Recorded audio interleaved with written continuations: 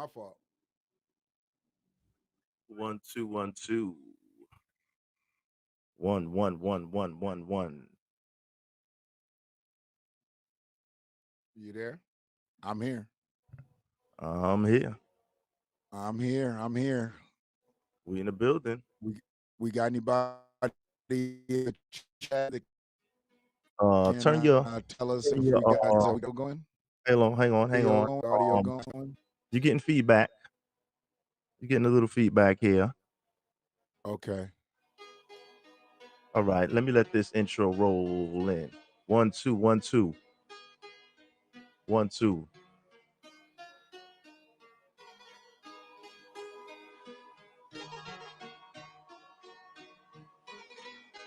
Give people time to come in.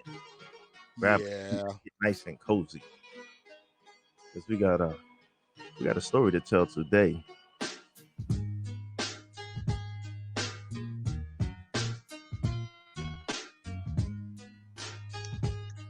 One two, 1 2 1 2. What we nice and clear in here. 1 2 1 2. Happy Friday, everybody. It's your host, Ace World, coming to you live. Secondhand Smoke Show. Of course, this is the spin-off of that Sunday Night Smoke podcast. Yeah. How's everybody doing out there? The chat room is open. Let's see who's in the chat. Get at me. Thank you for coming out. I see we have a few people in the house listening. Thank you for Already. Thank you. Frida, happy Friday. Yes. Let me pull that up. Put that on screen. Bam. Yeah, so we just setting everything up. Sorry for the delay. I was having some technical difficulties as always. My tech game is trash at best. But that's what I do.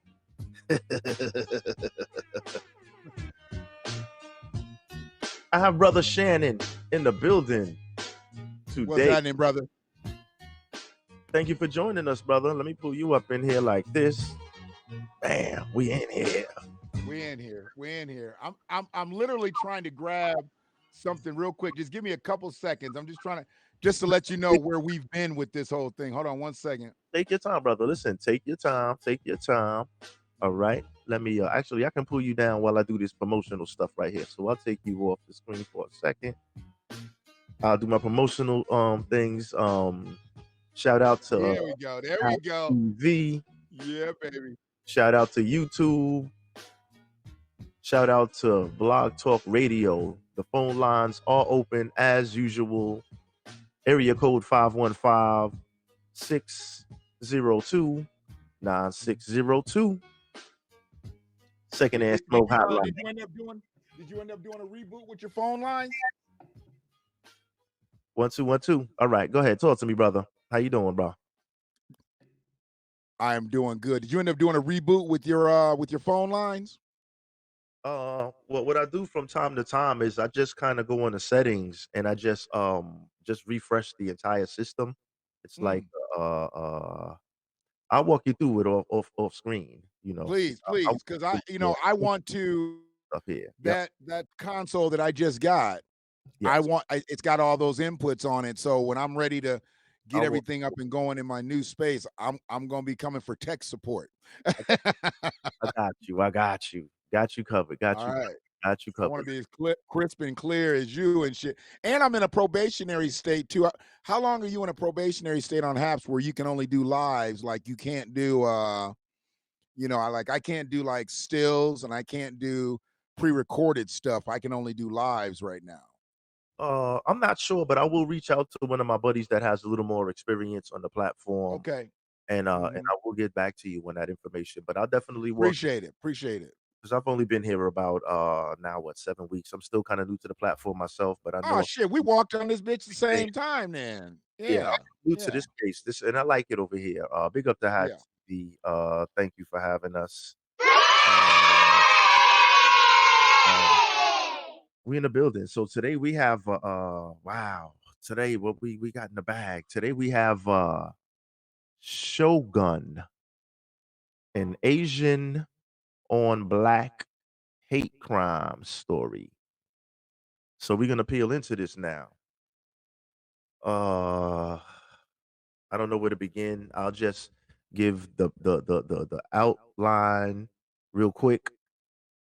A free, and before we get started, free on that Ann Arbor politics, put language in parentheses. If you can edit that one you sent out to Ann Arbor. That's a courtesy that I give to them. You know, there's some uppity folks there. You know, they a little sedity on that side. So let them know that they don't have to listen because there's language. For the Yes. most part, they like to listen, but you know, I just give them the respect. You know, that let them know that there is language on this cast. Yes, and it is a little early in the evening. The show usually airs on Sundays, 8 p.m. or Mm-hmm. 12 noon. If it's 12 noon, of course, it's a little toned down. Evening, we right on the borderline. We like rush hour. So we starting to go in, we starting to unwind a little bit. Yes, So we sir. use a little bit. But there was apparently a hate shooting uh last week where Asian adult man actually opened fired and shot a young black American boy. Excuse Mm-hmm. me. I had a sore throat. Let me get some water here. You did So, it. and this apparently happened in the area close to where Brother Shannon lives.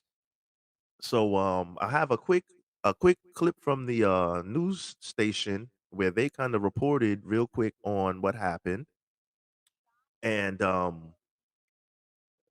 from there we'll get some more information on this story. Like I said, because it was local to this brother. So, hang tight. Let me know if you hear this clip. Let's go into it. Nope. Hang on one second. Let me Give start us a from little the top. volume. Yep. Let me start from the very He top because walks I want free, this making to. bond. Hang on. I'm gonna bring it from the very top. Okay. Here we go. Nope. Not that. I always do that. Ain't nothing wrong with some Roy Ayers. Ain't nothing wrong with some Roy Ayers, but we good. Walks free, making Always. bond on Tuesday. Shot a little boy. He walks free, making bond on Tuesday. It has this family angry and confused. And I'm trying to figure out how he got a bond that was so low for trying to kill my kid. Arnold Daniel trying to figure out why Ryan Lee Wen is out of jail after allegedly shooting his son Kobe. He tried to hit me with a sledgehammer, but that's not gonna work because I'm too fast. So then what did he do? Got a gun, boom, shot me right here. It's all on video Saturday afternoon on Candlewood Lane. You'll see kids playing, hear a gunshot, then Kobe realizes he's hit.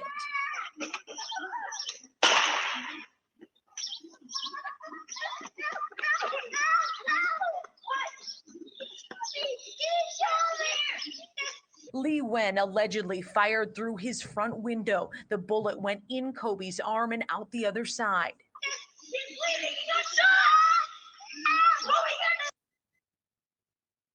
So that was the actual next door neighbor's ring doorbell footage that they were showing on this particular news clip. Um, and this news clip aired a couple of days ago. So what do you have on this, brother Shannon? Well, I mean, the clip speaks for itself. You know, um, I had uh, the privilege today to actually meet Kobe, to meet his father, to meet his mom. Um, Disclaimer: it's not his biological mom, but as I let her know, I don't deal with the whole biological thing. If you take care of him, if you bathe him, you feed him, you his mom. So wherever his biological may be, and I don't think anybody ever spoke to her the way I spoke to her on that regard, but I knew she was his caretaker along with Brother Daniels.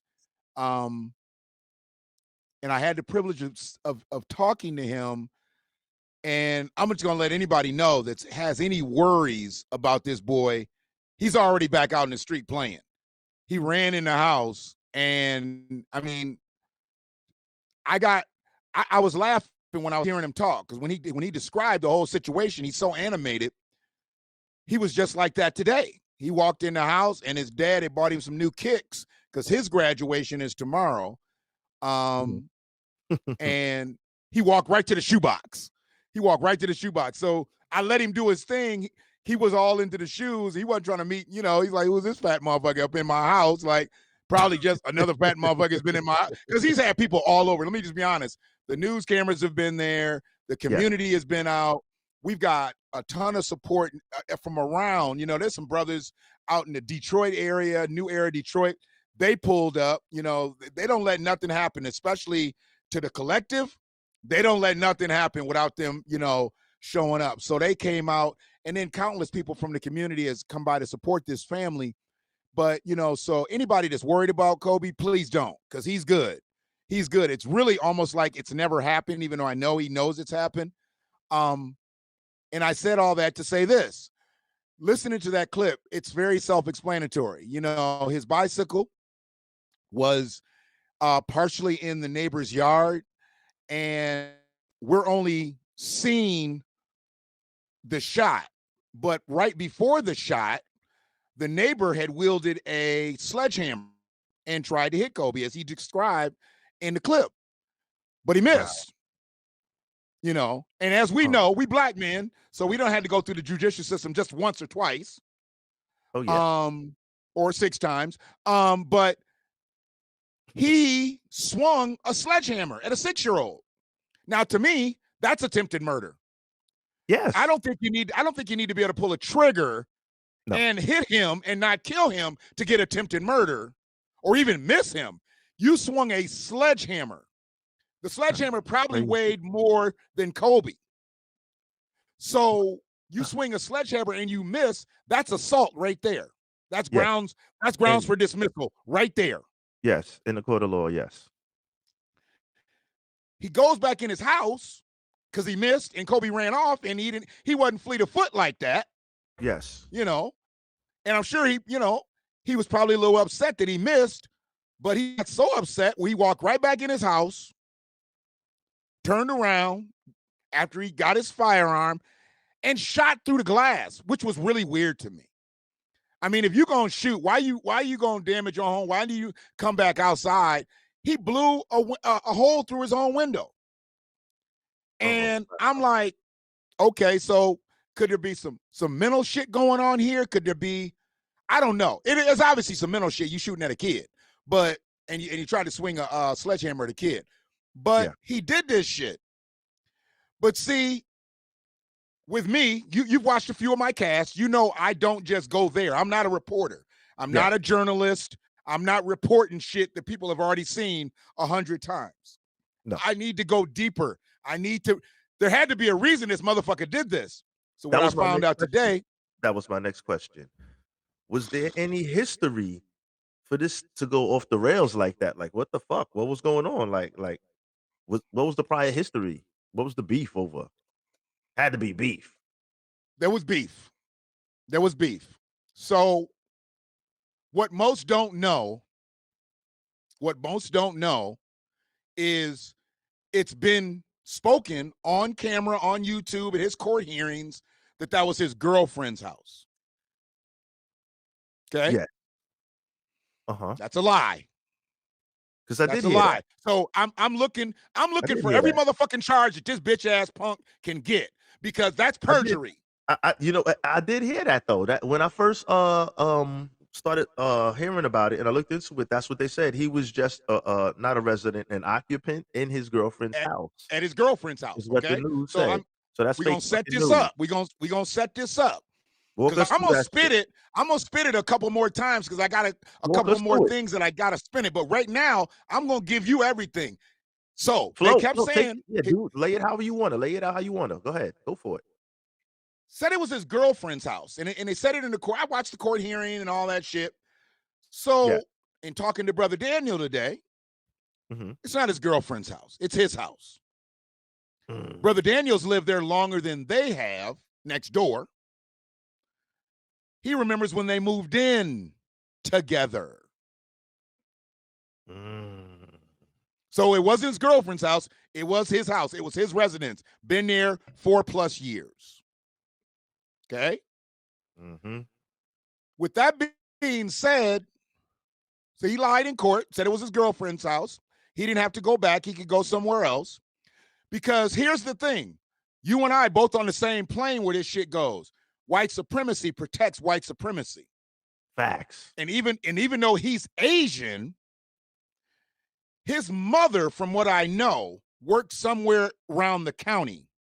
Because when he got arrested, he didn't get housed in Washtenaw County Jail. He got carted off to 2 counties over. Yes. Yes, I do understand that. Okay. Okay. Well, it was for his protection. It was for his well-being. Being incarcerated in Washtenaw could have been life-threatening. Because once they know that you shot a little boy, and you're gonna be in there with a lot of motherfuckers from Ipsy, possibly from that neighborhood. Yeah, he might have not made it to Chow. So they put him in a motherfucking vehicle and rode him out to Livingston County. 95% white county. So he's probably not going to experience any coloreds out in Livingston County unless they get brought in on some shit. Yes. But chances are, no. He stayed there. He stayed there because the shooting happened on a Saturday. And, you know, back in the day, we used to have them early morning magistrates on the weekend where if you got locked up, somebody come in like maybe Saturday morning or Sunday morning, you might get out. You might not have to spend the whole weekend in jail. Yes. And I don't know if they still have magistrates like that in Washington or not, because it's been a while since I've been incarcerated late at night and shit like that. But they obviously don't have that in Livingston County because his ass sat for 3 days until they brought him up on the docket. And when they brought him up on the docket, the shooting happens in Ipsy, but they showing his ass in Livingston County. So I'm like, what the fuck is going on? That's what I start digging. I start digging that. Like how the fuck he get out to Livingston County? Did he run? I mean, you know, and then what happened? Turns out he's got some pull. He's got some play somewhere between his mama and his daddy. They got enough pull with the sheriff in this county, the embattled sheriff, the sometimes absentee sheriff, because he's got a multi-million-dollar business that he does on the side where he enriches himself training police officers, even though his job as the sheriff of the county is to train police officers. I'm sorry. Isn't that the fucking job? Kind of. I mean, you know, but hey, why take the job and get paid from one county when you can get paid from 100 counties? Because that's all he does is he goes around to other areas throughout the country and trains other police how to police. But then he's got a police department that he's supposed to be here manning, but he's not because he's absent. But then he's got an undersheriff who's been an undersheriff for 3 or 4 sheriffs, I believe. So he kind of knows the sheriff's job, you know, and he doesn't really want to be the boss. So he never wanted the chair. He just likes being the second guy. He likes being Robin. You know, he ain't never wanted to be Batman. And it's a perfect job for him because Batman is off somewhere else all the time, saving folks. Mm-hmm. And he's become untouchable in the county. He's black. He's blacker than a motherfucker. But he's not for the blacks. And that's where my problem is, because he's had a lot of issues that he could have resolved in this county favorably for black folk. And he chose not to because he's one of them, and I'm sorry, I'm going to jump right on that motherfucker's back right now. He's one of them, what Kwame Brown says, them go along to get along niggas. Go for it. And what he's done is he has empowered himself. And he's a very powerful figure in Washtenaw County, but now our state, because he's in the Democratic Party. So he done went from police to political. And the play for him is, let me hang on to this job one more term. His slogan was, let us finish what we started. Finish bullshitting. He been sheriff for 3 terms, getting a 4th term. Now he want to finish what he started. Nigga, can you tell me what you started? I was gonna say the fuck you start. Before you get If to it took finishing that shit, can you long- tell me what you started? We might not want to know what you gonna finish. If it took fucking 3 terms already, obviously you working slow as fuck to finish what you started at that. I don't know if you we ain't want you to finish finished- what you started. Obviously you I struggling. mean, goddamn. Yeah, you struggling, dog. I mean, 3 after a terms, while, when you fuck you dry start. humping and shit, after a while, something got to give. Like, goddamn it, you know what I mean? Something got to The fuck, right? Like give. I'm like, you know, so, but he got in there, I'm you know, he sorry. got a COVID term because, you Mhm. know, he got in there pretty much how our president got in there. You Mhm. know, the candidates that did want to run against him, they weren't able to get out and meet people and campaign properly and things like that. Motherfuckers was No. wearing masks. Nobody wanted to talk to each other. So he basically slid in on another election. Yes. And that's okay. If you're going to come in and do the job, I'm good with you. I don't give a fuck. See, a lot of people think I don't like him because I got some personal differences with him. No, I got some problems with his ethics. I don't believe that he's done the best job. I don't give a fuck. If I saw the motherfucker in the street, I'd be like, what up, nigga? I wouldn't give a fuck. But Right. I got a problem when he puts that badge on and he doesn't perform to the capabilities of a sheriff. Or when I call and I got to be like, Bueller, because nigga, you can call that bitch. He about Yeah. to be gone now, dog. Oh, shit opening up now, mask gone. He about to Yeah, be gone. it's a wrap. Within the next 60 days, I guarantee you, he'll have a weekend gone or he'll have a midweek gone where he going to go teach somebody else some policing and make a ton of money. He make about 35, 40,000 a month teaching people how to be police. I mean, come on, dog. Like, Come on, dog. If you're going to do that, I mean, What's the he make academy that for? on the side, nigga. He make that on the side. So that little 12, 13,000 that the county give him ain't shit. He wiping his ass with the county check. He got Yeah, bread that's play coming in dough. outside the county. yeah, that's play dough. Yeah, so he just playing with that. He's you know what? His county check probably go right Tax home. write-offs and His shit. Yeah. direct deposit right to mama. She paid the bills off that 10, 15 getting from the county, and he good to go. And that other money, that's probably trick money. Mm-hmm. Because he done had some infidelity issues, but we don't need to get into that on this cut. Let's stay on course. Yeah. I could run you 3 hours on this, but we ain't gonna do it. We're gonna stay on course. Copy. So there was a situation because they had history. They lied in court. He's not an occupant, he's a resident. And he moved in that house the same time that the other person moved in the house that he's calling his girlfriend. Okay? Mhm. Now, I ain't trying to be something that I'm not. But you can't tell me one thing and truly show me something different. No. Because I saw something different from the fucking get. I'm like, oh, wait a minute. He took that much fucking ownership in that house Mm-hmm. to bring his firearm to his girlfriend's house. So is he saying he's not safe there? He's not feeling safe there? Then why the fuck does he come? Why the fuck does she live there? Yeah. So I'm thinking he carrying his firearm around. Like he might be just, straight up Wild Wild West type motherfucker. Nah, he ain't carrying his firearm around. His firearm stay there because he's a resident there. I bet you when they look at his firearm and check his firearm records, I bet you his gun is registered to that address. Ain't nobody talking about that. Because he lied. That'll get him for perjury right there. Where's that firearm registered to? And if that firearm ain't registered to that address and he shot it from that address, there's another crime. See, I'm trying to make sure that motherfucker don't ever get out of jail. You gotta make sure all of those angles are covered. Exactly.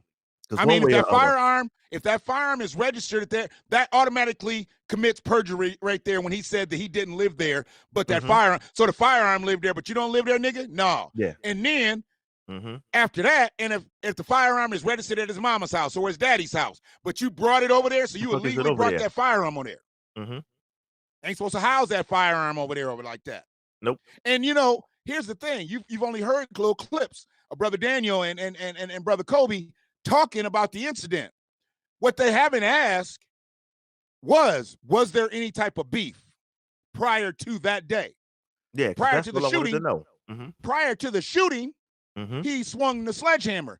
But before, he's literally taken Kobe's bike and thrown it in the trash can. Are they next door neighbors? Like, how close are the houses? Next door. Next Oh, that's door. next door neighbor. Next door. Oh, got it. That makes everything door. clear. Next door Yeah. neighbor, because they didn't say that either on the news. We didn't Didn't find say that that out. either. They kind of made it just seem like brushed it. Kobe. Seemed like Kobe was riding down the street like he was all off in a neighbor's yard. You know how it is. You Yeah. damn near got a 3-4 house radius. All them your yards. You might drop your bike and run up to the water hose and turn the water hose on just to get some water at your neighbor's house. You know how shit be. I saw That's the in the video. block. I saw the video. That's in the block. I saw the video. Because it's wide open. It's spread out. You have the front lawns in front of the house spread out. Because I did see the video from the next door neighbor's Ring doorbell. I'm sorry, brother. Continue. Wow. Next door neighbor. So that explains everything. he said he threw his bike away one day. He was like, man, we've had words. And I'm like, so wait a minute. So he'll be over his girlfriend's house. He's like, man, that ain't his girlfriend's house. That's his house. Oh, shit. So who Next gonna door know? Who neighbor. gonna know whether it's his house better? The judge, if the defendant lies and says it's his girlfriend's house, or the next door neighbor who sees him come and go every fucking day. I mean, you know, they could be shacking. They could be shacking, but something tells me that you more than shacking. Because them kind, they generally combine their resources. Maybe All she the just time. didn't take his name. Maybe she All just the didn't take time. his name. Maybe it benefits her not to take his name. Mm-hmm. And it does. And it does. So I'll get into that. So they've had history. There's been bad blood. But see, here's the thing. And this is why the community has to protect Brother Daniel. Brother Daniel's a businessman. Brother Daniel, God damn it. Hold on a second. Take your time. Walk us through this nice and easy. Brother Daniel gave me everybody get it. he gave me flyers and shit today from his business. You know, he's got a hauling business. He buys We're gonna promote cars. that too. Yeah, Mhm. dog. I mean, we're in a situation where, like I told him, the village got you. I don't know what the fuck's been told to you. And I guess somebody from Ohio has been calling him, trying to set him up to get on the podcast. Because, see, they don't know enough. Okay, they don't know enough. And much respect to everybody that has documented this shit. Everybody is documented on their platforms, on their podcasts. We appreciate y'all putting Ypsilanti on the map and giving this some notice. But what I need y'all to do is I need y'all to do that ABS break and just do that double pump. Because y'all don't know what the fuck y'all talking about. Y'all basically trying to just put this on a low bond situation. No, this really needs to be walked down. What they say, you can run down and fuck one of them hoes, Nah. or you can walk down and fuck them all. Walk down nice we- and slow. We gonna walk down. We gonna walk down and fuck this hoe. Because see, them telling us that it's just his girlfriend's house and he can go somewhere else and he can do this and he can do that. No. It ain't that easy, bruh. I'm not sure if you didn't feel comfortable enough to live there where you had to shoot a kid, how's she gonna live there now? How's she gonna live there? Because you can't come back. You gonna leave your girl to live there? Now we need to see a for sale sign in that motherfucking yard. Market's up. You should be able to sell that bitch. Let's go. Let's go. Right away. Let's go. You need an agent? I got an agent. I got 3 of them bitches on speed dial. Jack, you looking at this, you black motherfucker. Jack, list this bitch. 1369 Candlewood. They just about to go. Facts. You don't feel comfortable enough to where you gotta shoot a 6-year-old? Nah, you don't need to be in this neighborhood. You don't need to be in this residential district. And there was not there's a kids. I saw several kids in the video. I saw several His kids brothers, playing. man, them siblings. They came up in the house today when I was kicking it with his dad and his mom. That's his oh, siblings. Oh, wow. When I pulled up, I talked to the brother and asked him where the house was. He told me where the house was. I parked. I'm walking up. They walking out the house. And I was like, is this where Kobe lives? And they were like, yep, he's in. And I was like, and they were like, yeah. And I was like, is his dad inside? He's like, yep. He's like, Dad. When I'm turning around, I say, Dad. So when they were screaming and like, Kobe got shot, it's his siblings, man. That was them in the video screaming. Oh, that was them in the video. They up there watching their little brother's beef cook. Oh, because old Jet Li over here, he couldn't hit him with the sledgehammer, so he went and got the real hammer. Got you. As seen in the fucking thumbnail. Got you. Don't get to talking about black What the kids just grabbing fuck? guns because they can't fight. What about Jet Li over here in Washington County? He wouldn't grab the hammer. Black on black crime? How about Vietnamese on black crime? Fuck y'all. Oh man, that's crazy. My thing is This this, motherfucker- right? Go ahead. If right, we talking about a 6-year-old kid. 6. You can't handle you can't. Nigga, In no way am I condoning violence. You can't fucking beat up a 6-year-old kid. You gotta come with a fucking hammer. are That's you how are you you feel are about you a it. And I'm movie not buff? saying Are you a movie yeah, buff? yeah. Okay, that- you that remember nigga- Stanley, don't you? Don't you remember Stanley and Friday? Oh yeah. You can't beat fact. Stanley, motherfucker. Hey, get off my grass. Oh, Will you stay off man. my grass? Just get off my Oh, grass. What the fuck? You can't beat that's Stanley? So crazy. You got to get the You got it busting. with a fucking hammer, and then you get You got to get the busting? busting. Oh shit! I'm like, I'm all over these young motherfuckers who can't fight and they just want to pull. But what about this motherfucker? He's 30 years old. Pulling on a Fucking crazy. 6-year-old that's causing him no threat, no harm. That's insane. I'm just tired of this shit. That's This fucking bicycle crazy. laying off in my grass every other goddamn day. I can't deal with it no more. Take this, nigga. That's what it was. You know what? Fucking crazy. The doctor said 1 inch either way. Kobe ain't here. We got vigils instead of visitations. Because he was looking for a chest shot. Obviously, He hit him in his upper arm, dog. yeah, he was looking for a chest shot. Yep, facts. Kobe's Facts. little 8-inch python blocked the motherfucking bullet. Facts. And think about this. It was a group of them. What if it hit That's his what bone was and ricocheted crazy. and went into his brother's heart? What if it could have easily ricocheted and went right to one of his siblings? Facts, because it went through, from what I understand. It went Straight through. Could have hit a bone, redirected, and then fucking hit his brother. I mean, we're thinking of what really, really, really could have happened. We're just thinking about what happened because we're so fucking overwhelmed with that. But it really could have been catastrophic. Wow. And here's the thing. So let me play it out for you because I talked to the brother and I told him I was going to talk about this shit. Lady of the house, she told me, she was like, the weirdest shit. He never walks his dog. She's like, dog's got a doghouse out back and shit. He go out back, shit, and we go clean up, bam. He never walks his. This day, Brother Daniels decided to walk his dog. He walked his dog out the door right. Kobe's riding up and down the street left. Okay. He walks his dog back just around the missed it. corner. By the time he Just gets back missed it. around the corner, they already got Kobe in the motherfucking ambulance. It happened already, just by getting around. It's happened already. Oh my god. He walks past and he's like, he didn't even know Kobe was in the ambulance. He didn't even know he was wondering what was on the block, what was happening on the block. So he's like, well, let me get my ass home, He walk up. What the fuck? I'm still clear. Am I still clear? We still good here? Clear, loud and clear. I hear you. He walk up. Premeditated, possibly. Motherfucking deputies told him, put your dogs away. We're gonna put that motherfucking dog down.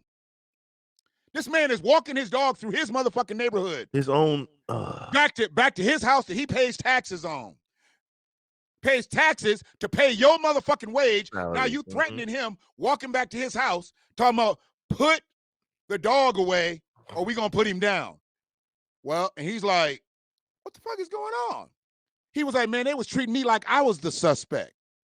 crazy, So I was right? really like, what the fuck is going on? He said, man, my dog is so obedient. He was like, I took the leash off the dog and whistled. Either he whistled or he does something. And he was like, get in the house.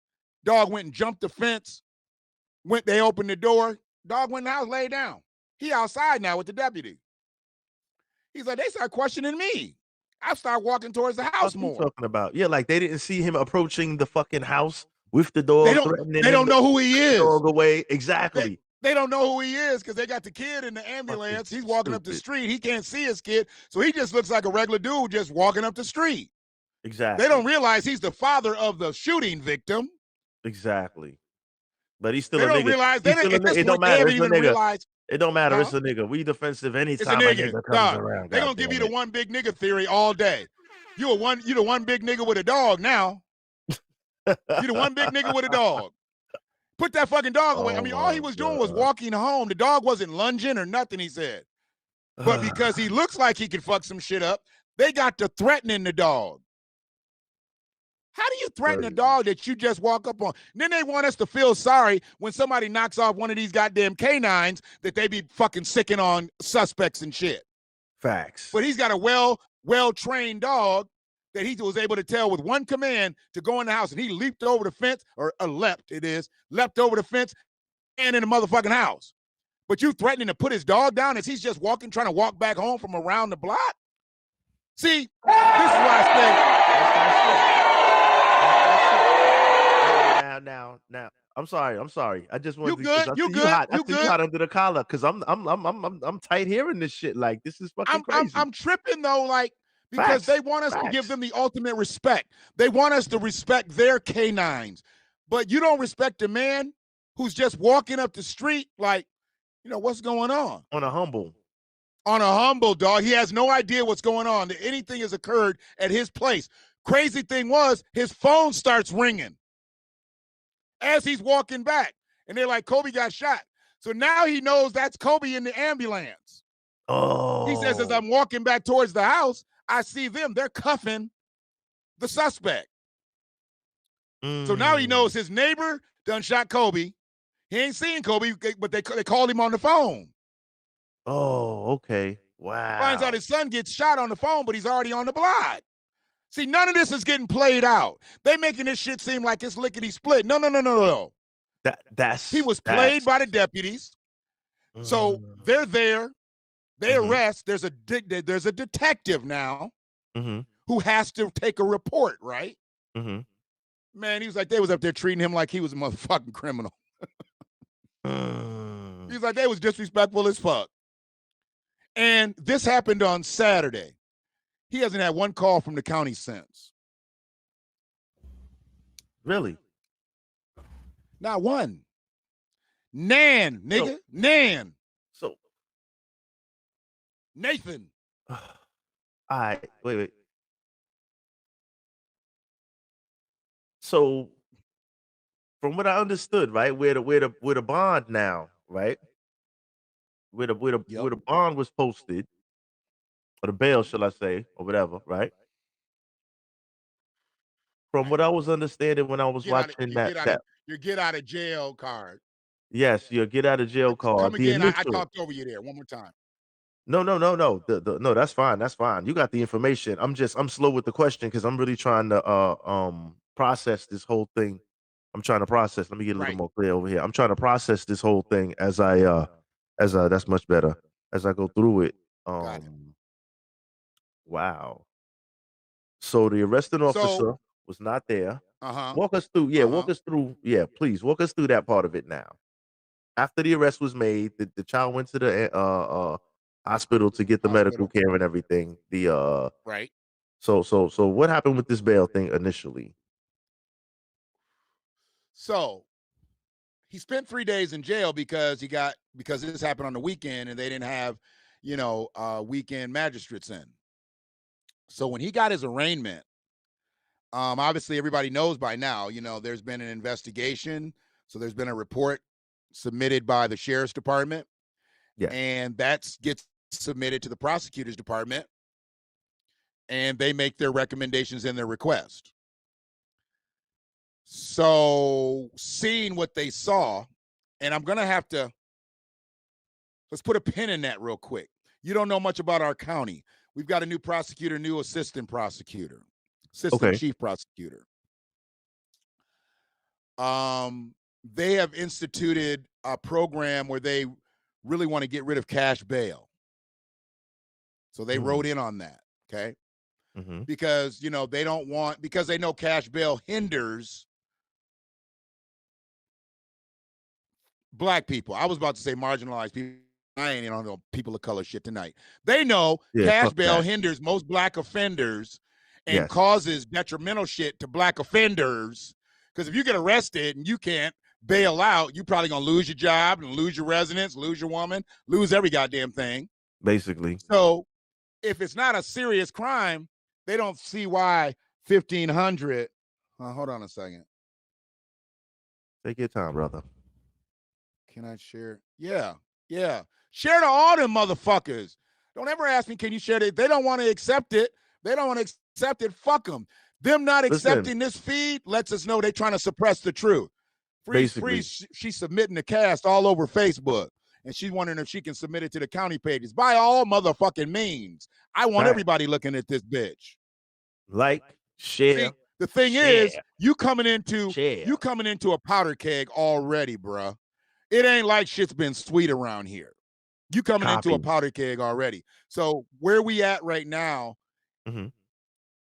this was just in another long line of mishaps with the sheriff's department. Now we're dealing with the prosecutor's office. So the prosecutor's office makes their demands. Sheriff's office did their investigation. They submitted it to the prosecutor's office. So here we go.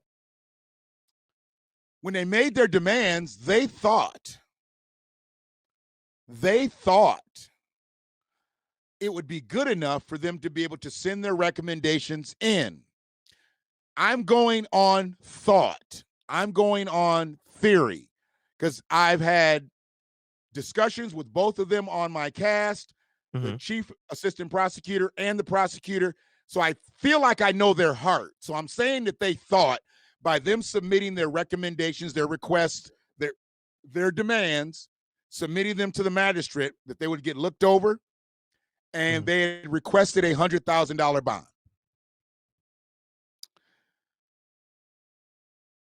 The sheriff's department, they don't set the bonds if they've stated, ignorantly, like people think that they set the bonds. Well, I know people think they set the bonds because people told everybody, call this person and call that person and call the sheriff's department and call the prosecutor's office. I think that's one of the dumbest fucking tactics in the world. I don't know why you want to disable phone systems and shit to places that we need to be fucking active. Now, if you want to go down there and fucking protest and shit like that and do all your shit, why are you calling the goddamn line? Why are you clogging the goddamn phone lines up? You ain't doing nothing but motherfucking, wigging out the goddamn receptionist. I mean, the gatekeeper and shit, her job is bad enough. She's got to fucking answer for the prosecutor, answer for the chief of prosecutor, answer for this motherfucker, answer for this motherfucker's mistress. This motherfucker's, mistress coming in, come on, man. Don't make the gatekeeper's job harder by just calling in and saying, why'd you get the $10,000 bond? Hey, bitch, why'd you get the $10,000 bond? Put the prosecutor on, motherfucker. Put Eli on. Put Eli on. Oh, shit. I'm like, I know what the fuck they're doing, because they don't call down there with the right motherfucking information, so they just want to call down there with a whole bunch of motherfucking nigga babble. Put Victoria on. Put the sister on. Fuck Eli. We don't talk to that white boy. Put the sister on. Stupid shit like that. And nobody wants to do business with motherfuckers like that. So stop having these motherfuckers call the prosecutor's office. I'm going to give you a one-up on that. Stop having them call the sheriff's department. Them motherfuckers are slow enough. The last thing we need to do is switch the fucking switchboard up at the sheriff's office. Okay? We don't want the fucking 911 operators to quit. Shit. No. So the crazy thing is, the bond, this is what I learned today. The bond got set at $10,000 personal recognizance initially. Now, I've had to deal with the law once, twice, like 4 times, 5 maybe. Okay, 6. You had to deal with the law? Possibly. Did they ever give you a PR bond? Oh, nah, not to that level. Nah. Okay. So a PR it's bond on a traffic is basically stop type shit. Nothing crazy. Oh, no. Yeah. So, okay. When you get jailed, they got to trust you, or they got to believe that you're not a risk not to show up for court. They'll give you a PR bond, personal recognizance. Okay. They don't give it to everybody, but they give it to you if they feel like there's a solid chance you're going to show up back in court with no problem. Now, if they think you're going to run and you tell them you ain't got no job and they done looked at your address, they can put $1,500 on you. You ain't getting out. They know. Yeah, that flight risk. That's what they did. That's what they did to Kalief Browder. Kalief Browder's fucking bail was only $3,500. Crazy. But look where Kalief Browder was from. Look at the resources that his mother didn't have. Look at the resources he didn't have. 3,500 is a grip, nigga. That's a piece of change. That's Facts. a piece of change when you in a tenement. Come Facts. on now. Facts. Okay. You So, hungry. You hungry, dog. So they initially gave him this is coming from the father. This is not me because it hasn't been printed. And I know people are going to be like, where's that say? Where's that say now? It ain't in the article. I talked to the daddy. That's why I'm talking to you. Exactly. I talked to the daddy. Okay. That's why all these other motherfuckers around the country, they didn't get this part. They didn't get what they say? That part. They didn't get that part. I got that part. So y'all need to stop fucking around and playing with yourselves. We got the information here. And I'm about to fuck with y'all in a minute. So just to show you how disrespectful they out here mispronouncing our county. I'm about to show you straight nigga shit. Why do you even try to fucking pronounce it if you're going to butcher it like this? I'll show you in a minute. Give it to him. So somehow they probably figured out that probably wasn't the thing to do to give him a PR bond and he just shot somebody. So then they made it $10,000 cash later in the hearing. So he sat predetermined 10,000 PR bond, but then they pulled that and it was like, no, he got to go before the magistrate. See, he could have walked. He could have walked before, but he didn't. They held him over. But he also got a favor because he shot Kobe in Washtenaw County. Somewhere there was some play. They had to take him out to Livingston County. When they took him out to Livingston County, they're like, okay, well, he'll be up for court date or whatever. So when he came up for the court date, this is where the shit gets weird. When you're in court, there is a judge, there is a prosecuting attorney, and there is a defense attorney, unless somebody's representing themselves, which nobody does that but old crazy gangsters and shit, you know. Copy. So the hearing came. The judge pops on the screen.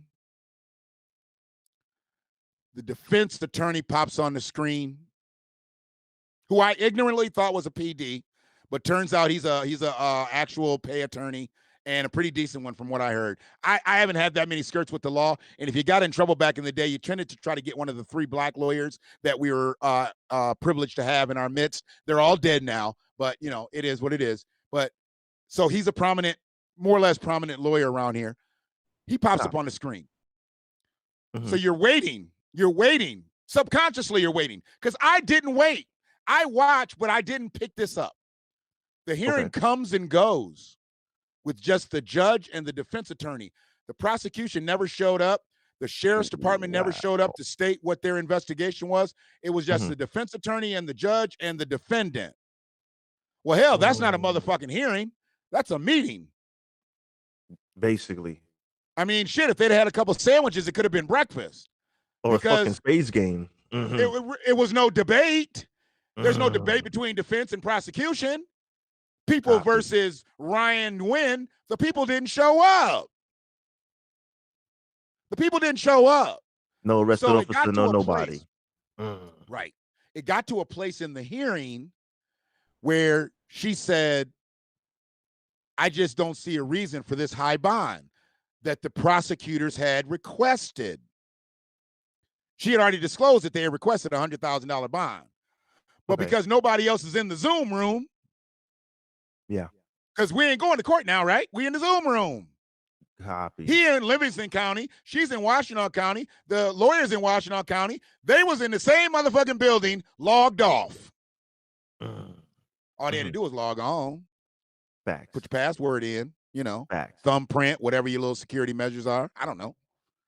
But if they would have just been there, and then she would have said, what's your reasoning for this high bond? They could have possibly given her the information to make that bond initially $100,000, which I believe they have anyway. I don't believe that they just had 10 grand to get his monkey ass out. I believe they got 100 G's. They just pulling together nice and slow. He probably ain't made that call yet to let people know that somebody's looking at me wrong in this bitch. Not yet. I think somebody put something in my food. They're following me going to the bathroom. He ain't gave them kind of calls yet. Wait till his first visitation, or he gives them calls where he ain't having a favorable time in cell block. Yeah, when shit ain't too fucking cozy. It ain't sweet. They talking about they could have put him in Washington. They got in a single cells. Nigga, it don't matter. They can get you in a single cell too. Take it that. Don't matter whether you in a single cell. You don't need to be in the barracks to get fucked up in a jail. Not at all. They took his ass out to paint because he had privilege. They didn't take him up out to paint because it was overcrowding at Washington. They took him out to paint because they were like, no, we need him up out of there. He's one of the privileged ones. Facts. That's how he got up out the paint. So he gets up out the paint, goes to the court hearing. With the prosecution not showing up to the hearing, the judge took it upon herself to be as tone deaf as she was motherfucking. Because I'm like, bitch, don't you got kids? You never had a 6-year-old? like, a motherfucker shot your 6-year-old. Like it was nothing. Would you have come back to the bench? Nothing. She said, I'm just going to set the bond at $10,000. I'm like, damn, she did that shit quick, too. I mean, she just let it spool right off her tongue. She didn't say, like, they want 100. I'll do 50. You know, she didn't even go there. She went to 10. She went to 10% of the 100. Right away. She just dipped that right shit. Away. Give me 1 second, brother Shay. Izzy, I see you, brother. I'll see you, brother. I'm a just give me a thumbs up when you're ready. All right. Cool. Yeah, I have another brother coming on, and he was trying to get some information on this yesterday. So I just kind of wanted him to kind of get up close, you know what I mean, get up close to host of this, because he's another real brother, and this is right up his alley. And this is the brother I was on his show actually last week.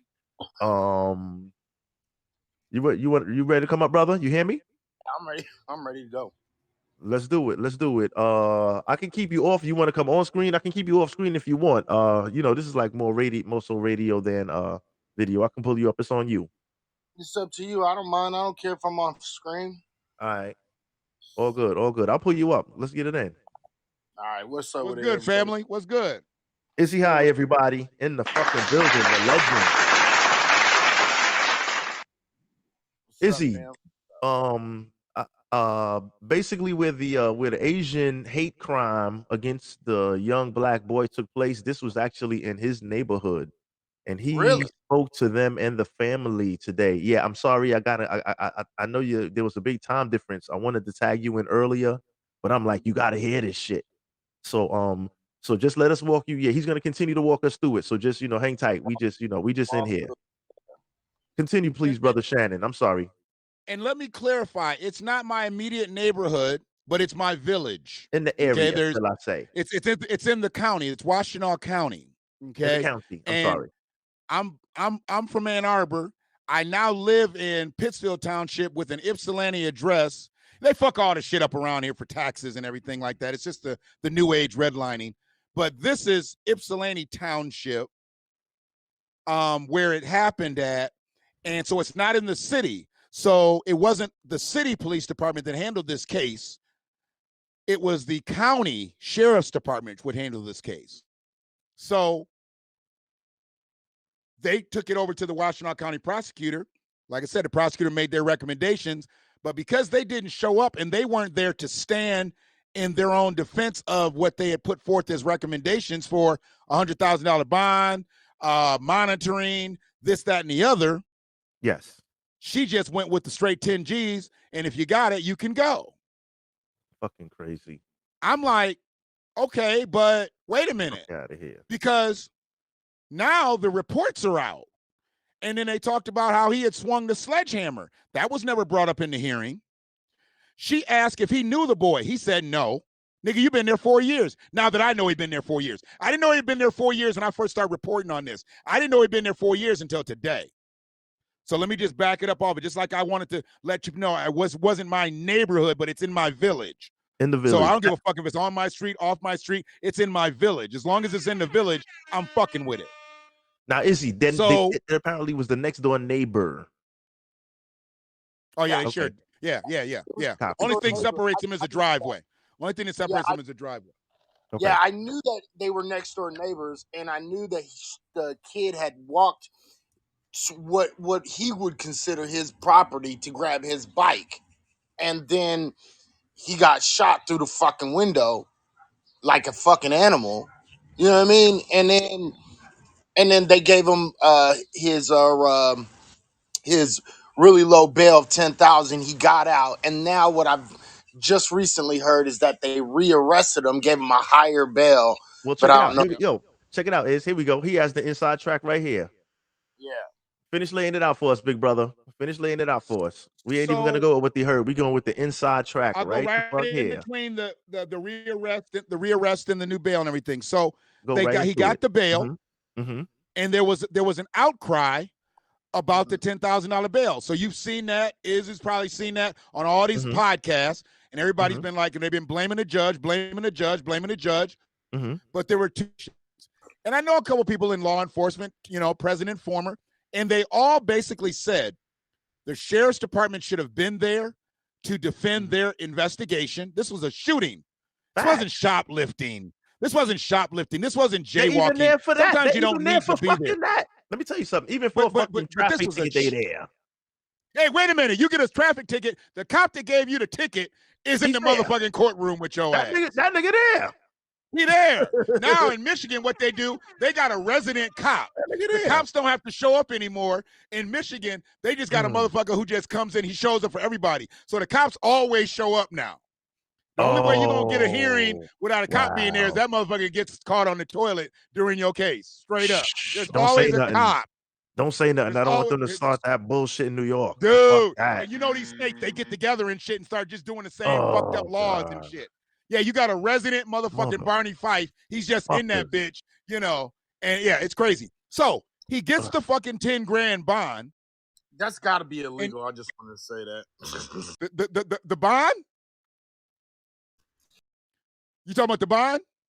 Talking about a police officer, one police officer who shows up for all the court hearings instead of the main police officer who actually did the arrest or the ticketing. That should be illegal. Because I don't he's know. not sworn in under oath. Here's the Exactly. thing. The arresting officer is not sworn in under oath.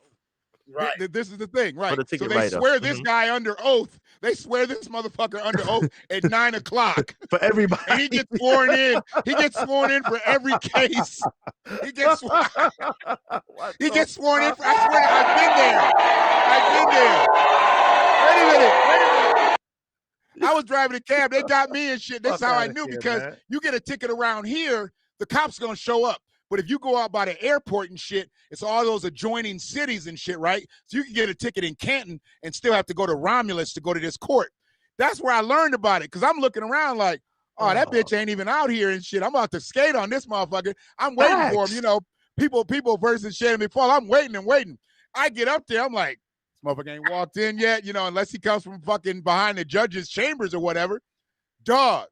They said, is the arresting officer here? That motherfucker said, yes, Your Honor. And I looked over and I'm like, that's not the guy that stopped me. And he's like, standing in for so-and-so, so-and-so. And I look at my ticket, it's the same fucking name. He changes his goddamn name every case. The nigga's a stand-in. That nigga's a stand-in. Oh, my God. So I'm sorry. He stands up, and that cop that did the ticket gives a official statement. And he reads that cop's official statement. So you know what this is for? Say a cop works 11 to 7. Okay? He works 11 p.m. to 7 a.m., right? Your court hearing is at 9:30, 10 o'clock. This is just so the cop doesn't have to stay over and they pay the cop that extra 3-4 hours to be in court. It's more economical for them to pay one fucking mope to sit there all day than to pay the mope who actually stopped you extra time, because what's that going to give him? Overtime. Right. And God forbid you give them overtime. You're only paying these motherfuckers $16 an hour. God forbid you give them $19.50, you bitches. But stop fucking giving us bullshit tickets. Right, right. No wonder you cops steal and shit. Them motherfuckers making less than the goddamn Uber drivers. That's why the cops are so goddamn dirty out here. Yeah, but it's a little bit more than that, actually. What it is it's actually shoring up convictions. And y'all think, everybody else thinks it's about money. This ain't about money. This is about shoring up convictions. Loading up the fucking system. Yeah, because the thing is the fact of the matter is, you had said it. The fact of the matter is this: the police officer who made the arrest has to show up for the case. That's by law. So when Yeah. first thing is the first thing that you have to question is, how can they put this other cop's name as the arresting officer when when it's not him? That's number one. Number two, but somehow they're legally making it legal. Then all he comes in when he reads a statement, that's the evidence against you. And basically, you have no one to question because he's not there. This is Exactly. assuring conclusions in the Exactly. courts, and this is most detrimental to all black folks across the board. And this is why I keep on kind of bringing this up, because that shit is illegal and it's detrimentally affecting black folks primarily. And here's the thing. And here's the thing. Facts. God The damn it. fact that he just said that shit, like that. So in my excitement, I may have not clarified. They don't basically impersonate the officer. He's Yeah. standing in. He's sworn in for all the cases for the day to tell the truth. Yeah. But he wasn't So there he's got an at the official time. statement in the Mhm. file from the officer. But see, here's Mhm. what you're saying. It doesn't work past traffic court. I've never seen it work past traffic court. Like if it's a DUI, that actual officer is there. Right. But if it's like just reckless driving, fleeing and eluding, speeding, Right.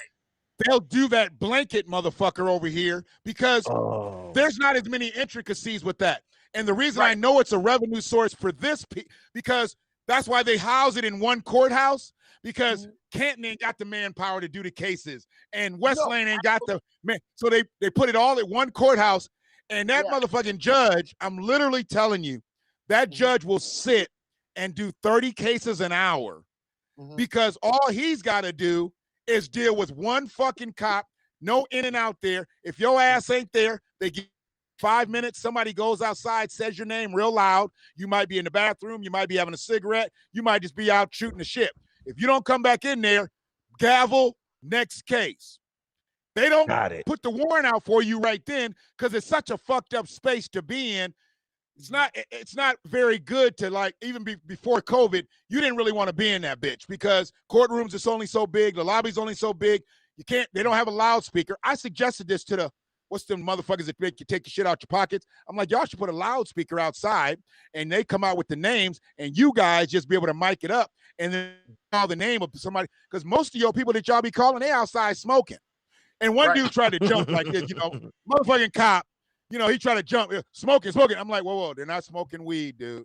They just smoking cigarettes. But you got to understand, people stand outside to do that because they can't smoke in here and they can't hear the case called. So They know that. I'm trying to give them some logic. Now I'm there Some for some niggas know that. bullshit. I'm there for some bullshit, but I'm just shooting the shit anyway because I'm making money because I'm driving my cab. So I'm just literally went to my court appearance in Some between niggas the know airport that. run. They not But they stupid. know that. They know that. But see, and they don't put the warrant. Go what ahead, Iz. I'm sorry. I just wanted to say, no, I totally understand. It was a good clarification for everybody else. I understand the legal system a lot because you know. Yeah. Anyway, But yeah, we got that shit. We got that whole shit. I think factually, we got that shit. it is illegal. But they made that type of law just to cut back on their little manpower and all that shit. So but it's I like believe, the first time. Yeah, I mean, like, so it squeaked. So basically, when they first gave him when they put the first 10,000 out, right? Let me backtrack a little bit. So when they put the first 10,000 out, that slipped through the first time, regardless of who was there or not. Basically, that shit kind of slipped through, right? Altogether. So then, what happened and what made them turn him? How did he end up back in custody? What led to that? Was it the outcry from the county? It was the outcry. When y'all niggas pulled up on them, they got shook. Mm-hmm. The crazy thing was, the day Kobe got shot, there was and this is not something that I fuck with. And I told you I'm not a protester, I'm not a marcher and all that. Go ahead, because they were doing the Black Lives Matter mural painting 5 minutes from where he was shot.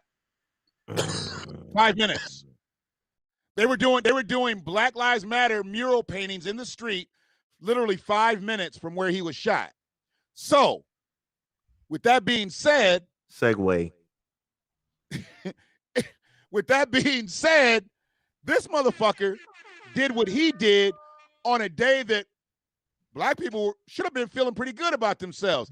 I don't really get into the symbolism of all of it because I understand the dynamics behind Black Lives Matter. And what I've learned, I'm just like, look, we matter, absolutely, but I'm not going to sit here and spout that just to prove that organization right. So nobody knew nothing Saturday.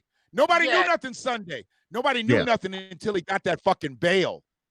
And that's until he just slipped through the cracks the whole weekend. How long did he be neighbor of the guy, the kid that he shot? How long? 4 years, something like that? 4 years. 4 years. So in 4 years, and this is why I get when some people go deep into the symbolism, because in 4 years, you're telling me that this kid ain't never, come here, ain't never, ever put his bike in front of this dude's house, right? No, he And has. You for- missed that point. Yeah, he has. Yeah, they He's have beef taken his already. bicycle. He's taken his bicycle and thrown it in the trash physically.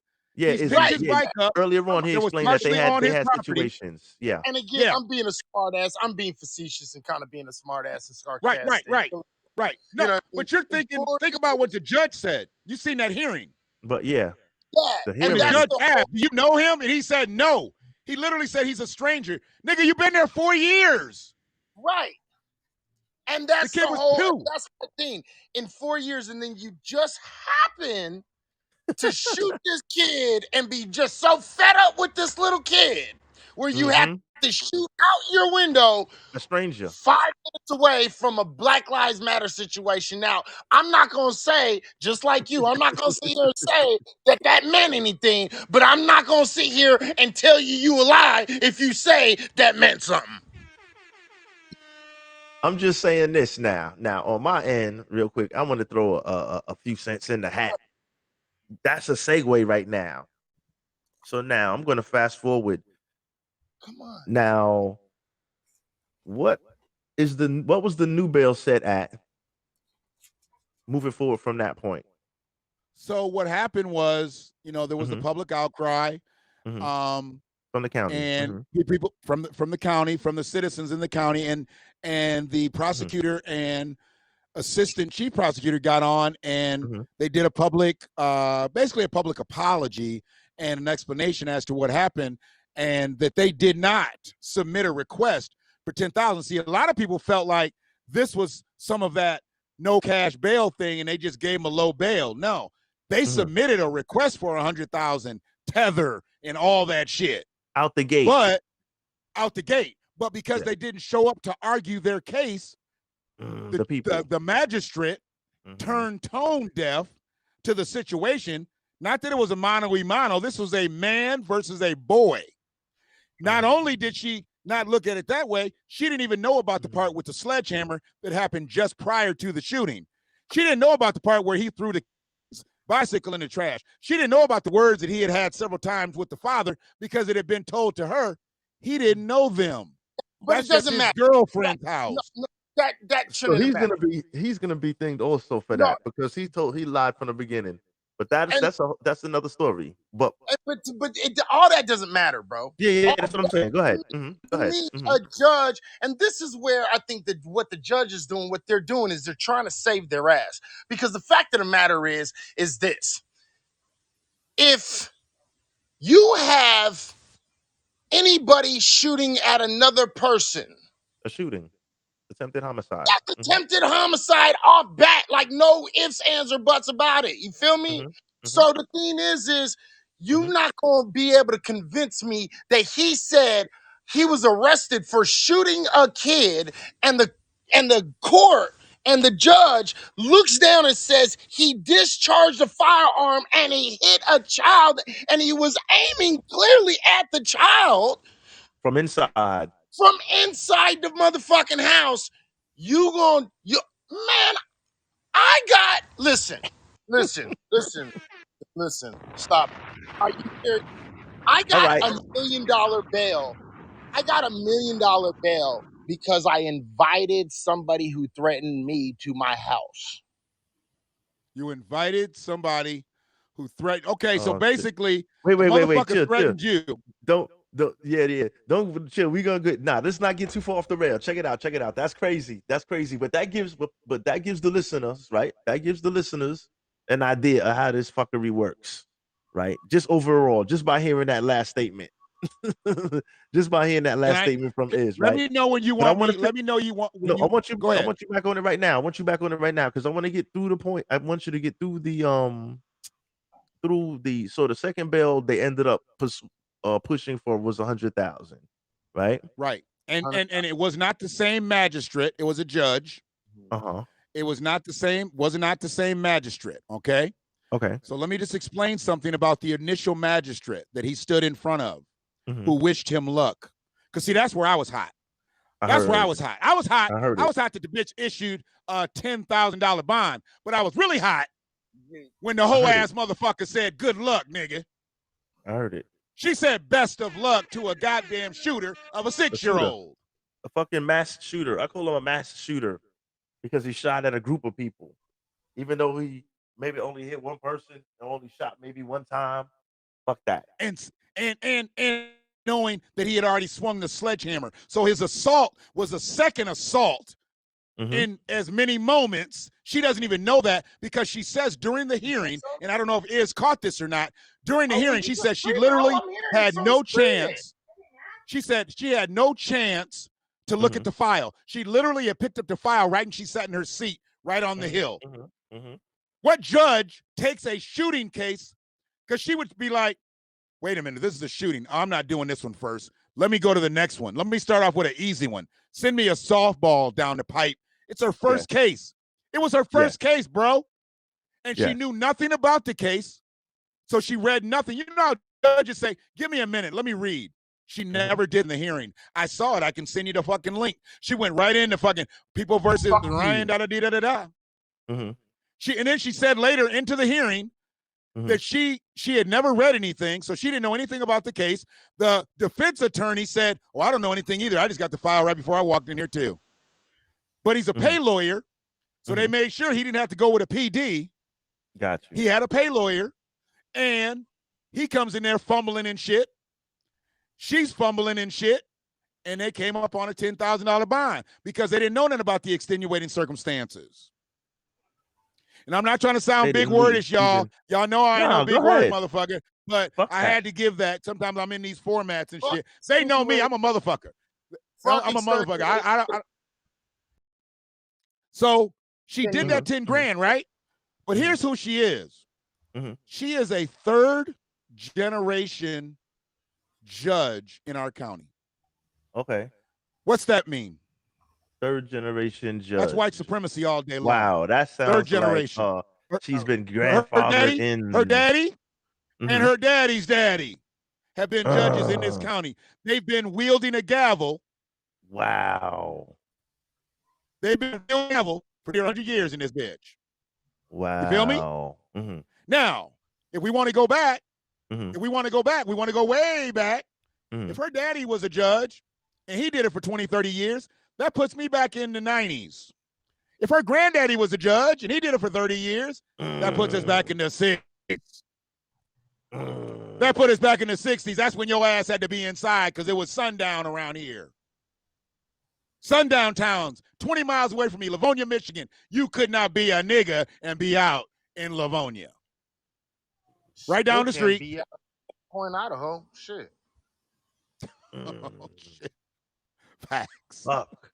So she is a third generation judge. So when she's looking at this case, what does she not see? She does not see a baby. She sees a threat to this man, and that's why he shot. She does not see a black child. I can't even give her that she saw a black child. She saw a threat. When they see us, they see a threat. Not because a lot of them still don't look at us. A lot of them don't look at us as a man. Still, a lot of them still look at us 3/5 of a man. They don't look at us as human. Look at us, man. We go to prison for killing a goddamn police dog. But if a police dog mauls us to death, if a police dog mauls us, where do they put that police dog? Do they put that police dog down? If he mauls a suspect to death, they get that motherfucker a ribeye and say, "Good boy, atta boy." Go ahead, Iz. Okay, but I'm kind of lost. But I totally understand my brother's point. I really do. I just don't understand why. And I know you're not meaning to do it, but this is what it sounds like. You keep on giving her excuses on why she did it. And No, he's not. You no, listen hear to me that out though. point. Just hear me out. Just hear me out. Hear me out. Because I'm not. I know you Go ahead. don't mean to do it. I know that's not what your intentions are at all. But he keeps saying, but she didn't know the extenuating circumstances. Bro, I can't make this point enough. It doesn't matter how the fuck she didn't see that little baby as no threat, bro. He You shot. saying that bitch is negligent Yeah, because she's she ain't just do her job. She she ain't even do her just fucking either job. either A, she's negligent, Yeah, or if she B, didn't read the fucking file. right, or B, she's a fucking clear racist that has no problem with Okay, well, the death of our is. kid. You gotta No, understand the dynamics here. I You gotta do understand the understand, and dynamics that's here. what I'm. No, That's what, and that's not what I'm the trying dynamic. to. See, this is where One you at a get two time. One at a alphas time, going. fellas. Yeah, Go yeah, ahead. yeah. You One at a finish. time. And No, no, I no. Go understand what ahead. you're saying. Go ahead. Go Go ahead. ahead. Go ahead. Go ahead. Go ahead. Is finish your point. Go ahead. Yep. Here's Yep. the thing. The problem, and this is a problem I think that's massively big in the black community. Mm-hmm. We always fucking giving some excuses to these white folks as if they don't know exactly what they're doing. She knew. This woman, it doesn't matter about extenuating circumstances. This woman knew exactly what she was doing when she gave this man a $10,000 bail for shooting a child. I don't need to know about him trying to hit him with a sledgehammer. I don't need to know about him fucking, throwing his bike away. I don't need Yeah, to that know. even make the shit worse. Right. And giving and saying stuff like she sees that child as a danger to him is absolute rubbish. He was in the house. He shot through the window.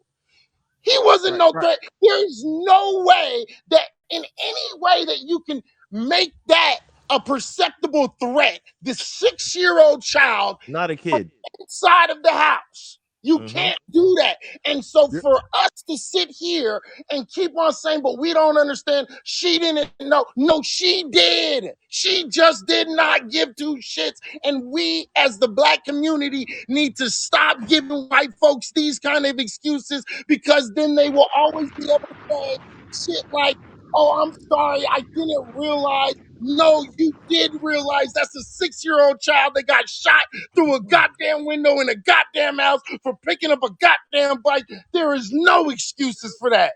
Absolutely not. Now in this piece now, right? Now check it out. Now exactly. Now y'all both were in the same place with it at the same point. So check this shit out now, right? Now in all of this, now he's home now, right, brother Shay? He's home now, right? Brother Shannon. Who? The young man, the victim is now the kid is home now. He's doing Yeah, better. he Like he's probably. healing. Yeah. You wouldn't even know that he's back. He's back to Right. normal. But now now here's the question. No, well, not exactly, right? Because now he's got trauma and he's gonna have to live Well, he's with this back to shit now, he's right? back to business. But he's back to he's not back to playing like a kid. being Right.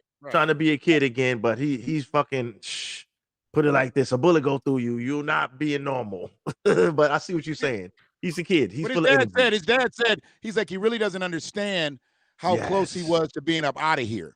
He was like Yes. and as I said on my cast, that's Yes. almost like a badge of honor now that he can go around saying, "Look, man, look where I got shot." He really doesn't understand the sincerity of it all, and he Yes. definitely doesn't understand the white supremacy that went through that Asian boy, because that's what it is. This boy lives like a white supremacist, and because we ain't as deep with the story yet, because I got you. he's connected. He was connected enough to get arrested and not be planted in the jail locally. They moved in protective custody because a call got made. Somebody. Made. But- And this is what I was trying to say. Mhm. He's a threat. He's seen as a threat. That's his white supremacy. White supremacists see me as a threat when I'm coming to help them. When I'm coming to try to help a motherfucker who's in some fucked up shit, they'll still see me as a threat. And, you know, once again, it's so crazy. When I look at him today playing like that, I'm like, it's just like his father said, he really doesn't, it's not registering. It's not registering to him the sincerity of it all. So the judge, all she had was that file. When she said, I ain't looked at shit, this, that, and the other, she didn't care how he shot. She didn't care that there was anything else. She made that decision based off of who the Fink is. Judge Fink, they all made the same type of decisions. They've never been favorable with black people, whether we've been on the positive side or the negative side of the case. Well, not really the positive side, but whether we've been the plaintiff or the defendant, they're never favorable with us. It was not going to be a favorable situation. The reason the low bond was I believe put in was because she did know enough. And when they said he had got moved from Washtenaw to Livingston County, she never broke camp. She never broke camp because she was like, she knew the message already. Somebody already sent her something like, look, he's out here for this reason. Nobody gets moved to protective custody without somebody either having the bag or having some type of pull. And I guess his mama has some type of pull, so she made a call. Facts. She made a call. You remember Ocean's 12 when they made a call to Linus's mama and she picked them motherfuckers all up. And then she picked their ass up. Facts. They thought they was getting apprehended, but she was getting them up out the paint. So what I'm saying is somebody sent her up and she was like, oh. And then without the prosecution being there to argue their case, without the sheriff's office being there to defend their investigation, she went with the easiest thing she had to do. You can already tell her and Joe Simon are in cahoots. They was all buddied up and shit during the hearing. Yeah. Like I said, there was no opposition. She didn't have to do a overruled, a sustained, or nothing. Because there was no goddamn prosecutor. Fucking opposition. There's no opposition. No opposition. Shit, I'm at Harlem Globetrotter if I ain't got nobody guarding me, motherfucker. Right. And that's a great point that you bring up, because that's another thing you have to ask yourself. Why was this case not important enough for the prosecutor to show the fuck up? Okay, so here's the thing. You know why. That was a little bit earlier in the discussion, right before you got on. They sent over a recommendation because we're in this Zoom world now. They ain't all having to go to court, sit in court, wait for their case to get called. They just sent over the recommendation. They said customary. This is what I'm hearing, and I'm hearing it third party because I'm going to ask for Ellie and Victoria to come on together and meet with me again. I've interviewed the prosecutor and assistant prosecutor on 2 separate occasions. Good folk. So this was not malicious, but it was ignorant because with a shooting of a child in y'all first 6 months, y'all should have logged on. Y'all should have at least just been present just in case some fuck shit arises. You already done got fucked up shit about the cash bail. You already done got fucked up shit about the sex workers not getting prosecuted. You already done got fucked up about the drugs and all. They under so much scrutiny right now, they need to show up to every goddamn hearing. Little Johnny got caught jaywalking. You might want to peek in that bitch. Did Johnny show up? Johnny Shaw, put a warrant out for that motherfucker. His jaywalking ass. He could have jaywalked here, goddammit. I wouldn't even be fucking around. For some reason, they didn't log on.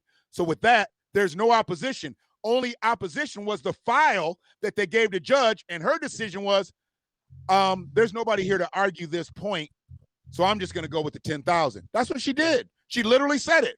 She's like, I don't see a reason for the high bail, and there's nobody here to argue it. So I'm just going to run with 10,000, not 50,000, not 75,000, not I need your passport, nothing. Yeah, I played it. They gave him every privilege and everything and I'm like, really? Yeah. They got his ass up out the paint. Yeah, I was saying that same thing on my last show. I said this is the straight wink and the nod of you're good. Don't worry about it. We got you. That's what that was. It was the wink and the nod of we got you. Don't have to worry about this. They were hoping nobody would be paying attention.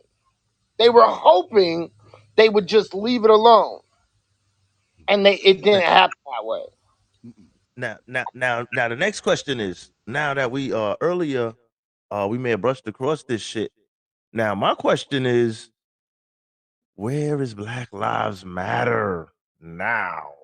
Them niggas was painting. That day they was painting the mural and shit. That's where they were. Now, This why I lost my shit. This why I lost my shit, because we down the street painting Black Lives Matter murals and little babies over here getting shot. Now, I'm not saying shooting could have been prevented had the paintings not started, but where are we really? If we're painting that in our own neighborhood, because literally it's 5 minutes away. It's 5 minutes away.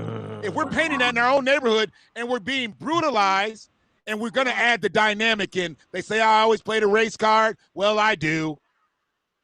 Motherfuckers just got a hate crime bill specifically for them. Specifically made for Asians. right. And I We was talked about that 2 weeks brought ago this with up too. Iz. You already know I already brought this shit We up. talked What have you about that done? 2 weeks What have ago. you done when you give them motherfuckers the leverage to say, oh, anybody fucks with me, I can claim hate. Now, you not only do that, but that also makes a motherfucker stick his chest out a little bit. Right. We got some shit behind us. Behavior. We're in, there you go. There you go. My show from 2 days ago, I just put up a show on this same shit, bro. Watch it. You Watch have my podcast on this. You have a motherfucker. Okay. And we gonna drop bombs today? We dropping bombs today? All We fucking dropping day. bombs today? Damn right. So here we go. going in. Here we go. Mm-hmm. The motherfucker does what he does, gets arrested, gets moved, gets the low bail, and he's back in jail with the new bail.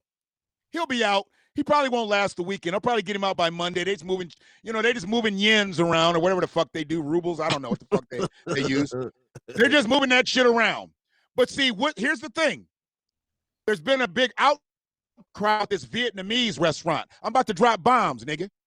I'm about to drop bombs. Let's do it. Bring them shits. And a big outcry about this restaurant called Pho House. P-H-O House. P-H-O House. Okay? Mm-hmm. Supposedly he worked there. So everybody was going to pull up. They was ready to pull up, go in there, and be like, people don't need to be eating here.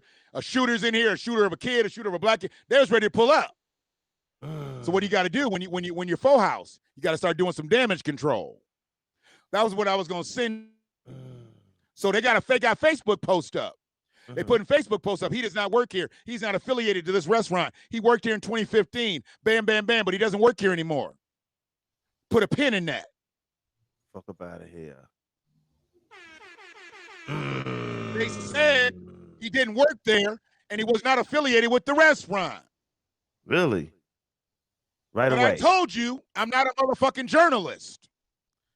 Okay? I'm not a journalist. I'm not a reporter.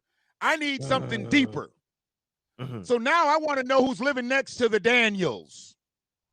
So what I do, I go back and forth with one of my law enforcement sources. He says, look that shit up on this. I go to looking the property ownership up. I see this long motherfucking name, Ishamakamakwanawana, whatever. They doing damage control at the Pho House, the Vietnamese restaurant, the very popular Vietnamese restaurant that much black people spend money at. They said he ain't got nothing to do with this restaurant. They all in all kind of posts. I was going to jump in and shit, but it was like 90 comments deep, and I didn't want a motherfucker commenting off my comment. I wanted to try to get to the motherfuckers who own the restaurant. Fact. But I was 90 comments deep, so I never did it.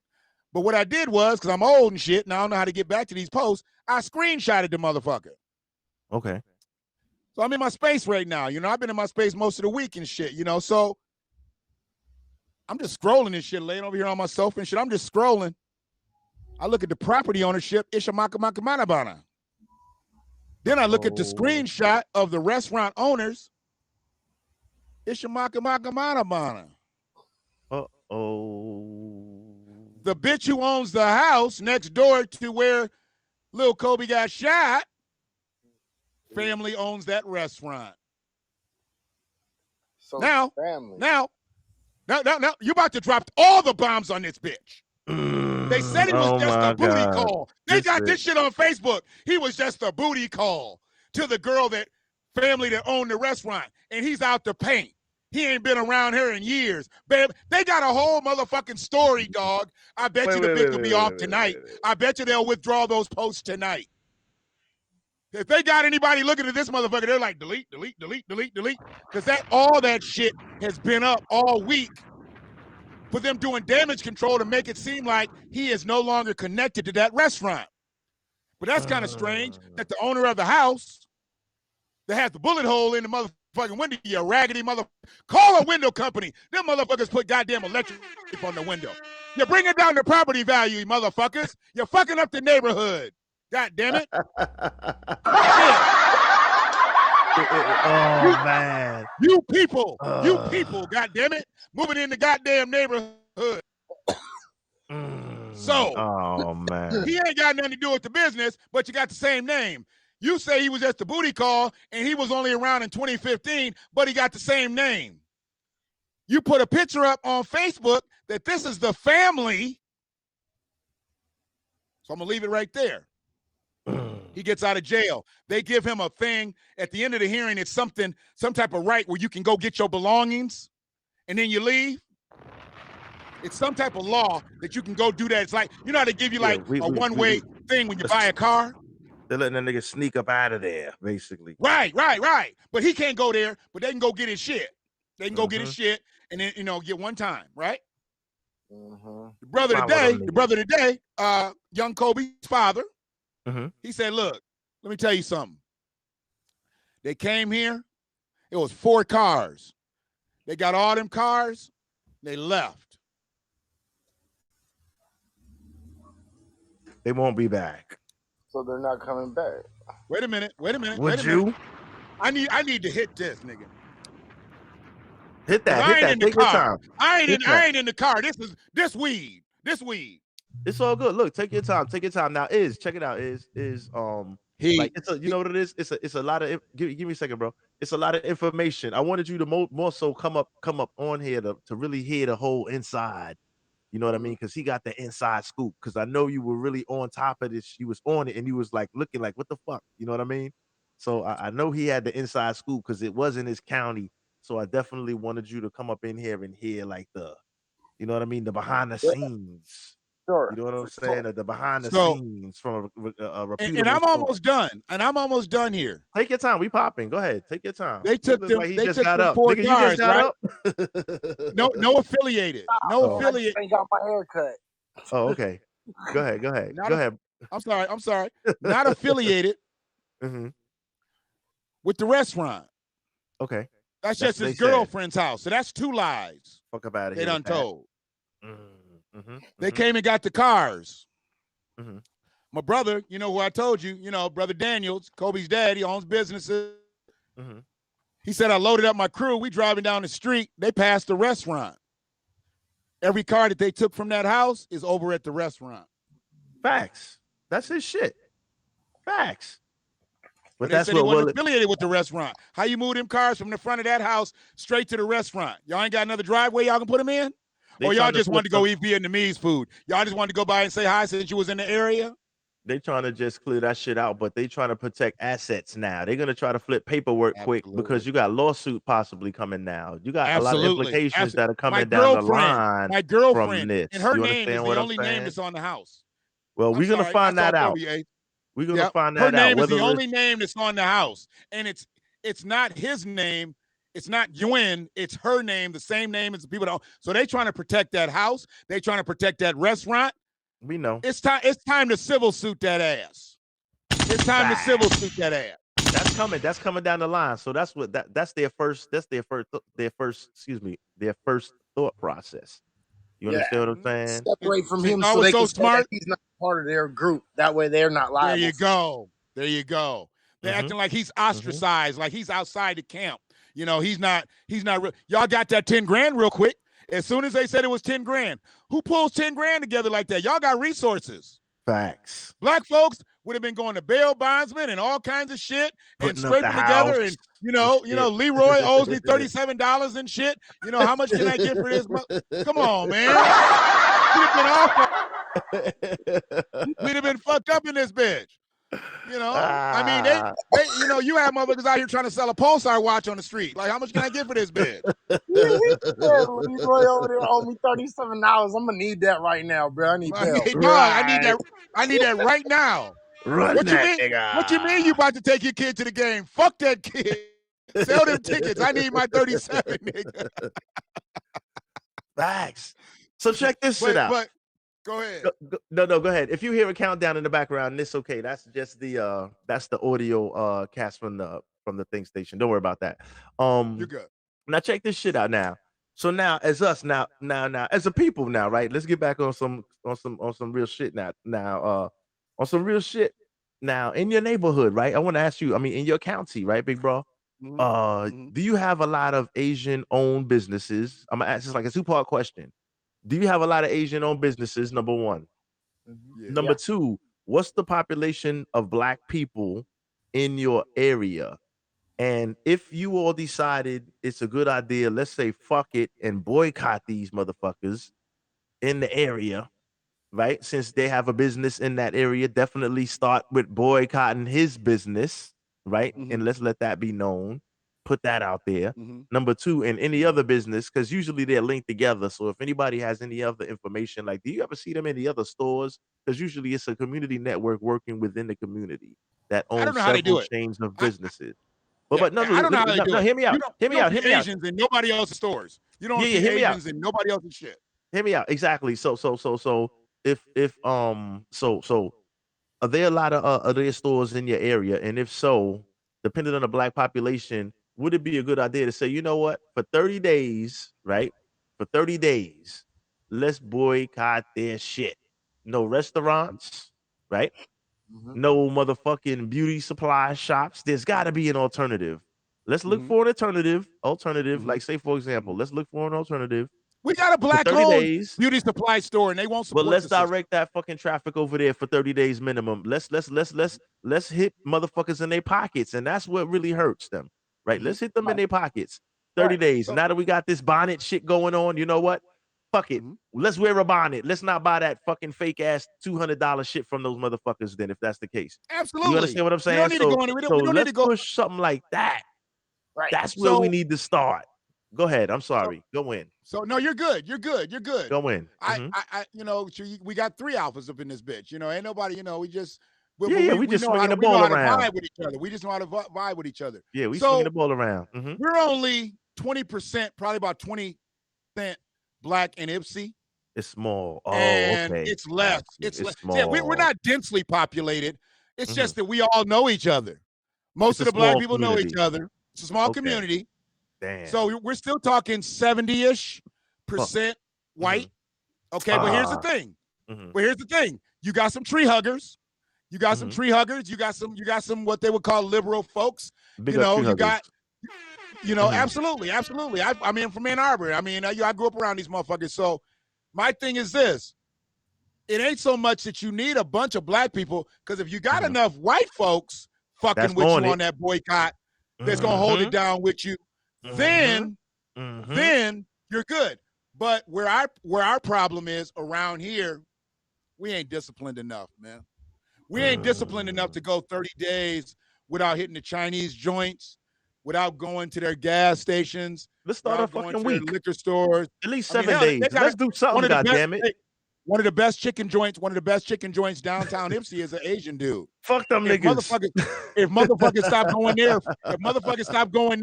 and just went to French Quarter or shit, go over to my cousin's joint, go to Mo P's and shit. I mean, if motherfuckers just don't go to Malu's for 30 days, let them feel it in the gut, nigga.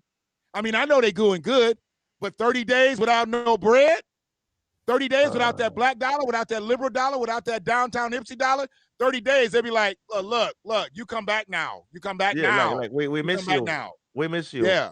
We'll give you 3 backs and 2 necks. I mean, what the fuck? Free duck sauce. Right. So What I'm Copy. looking at is the lack of discipline. Now you talk about the Asian hair salons and the beauty supplies and things like that. I'm Yeah. telling you, the only way you can hurt those motherfuckers is you don't walk through the door. Copy. You don't walk. You can't do. We don't need no line dancing out in front of them bitches.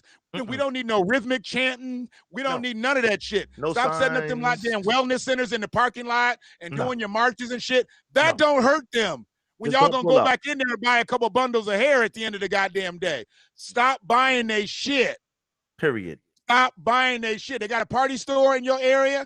Don't stop buying that hard ass white chocolate. God damn it. Chocolate ain't That- supposed to be that- white unless it's white chocolate. The old stale ass chocolate.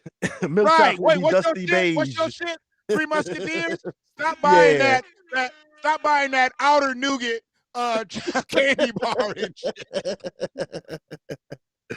Oh Motherfucking candy man. bar. You know, a candy bar old too, and the motherfucker blow up, look like a balloon and shit. When that gas get up in there, stop buying them goddamn candy bars. You need a motherfucking sewing needle to get into. Pop. You gotta pop that bitch.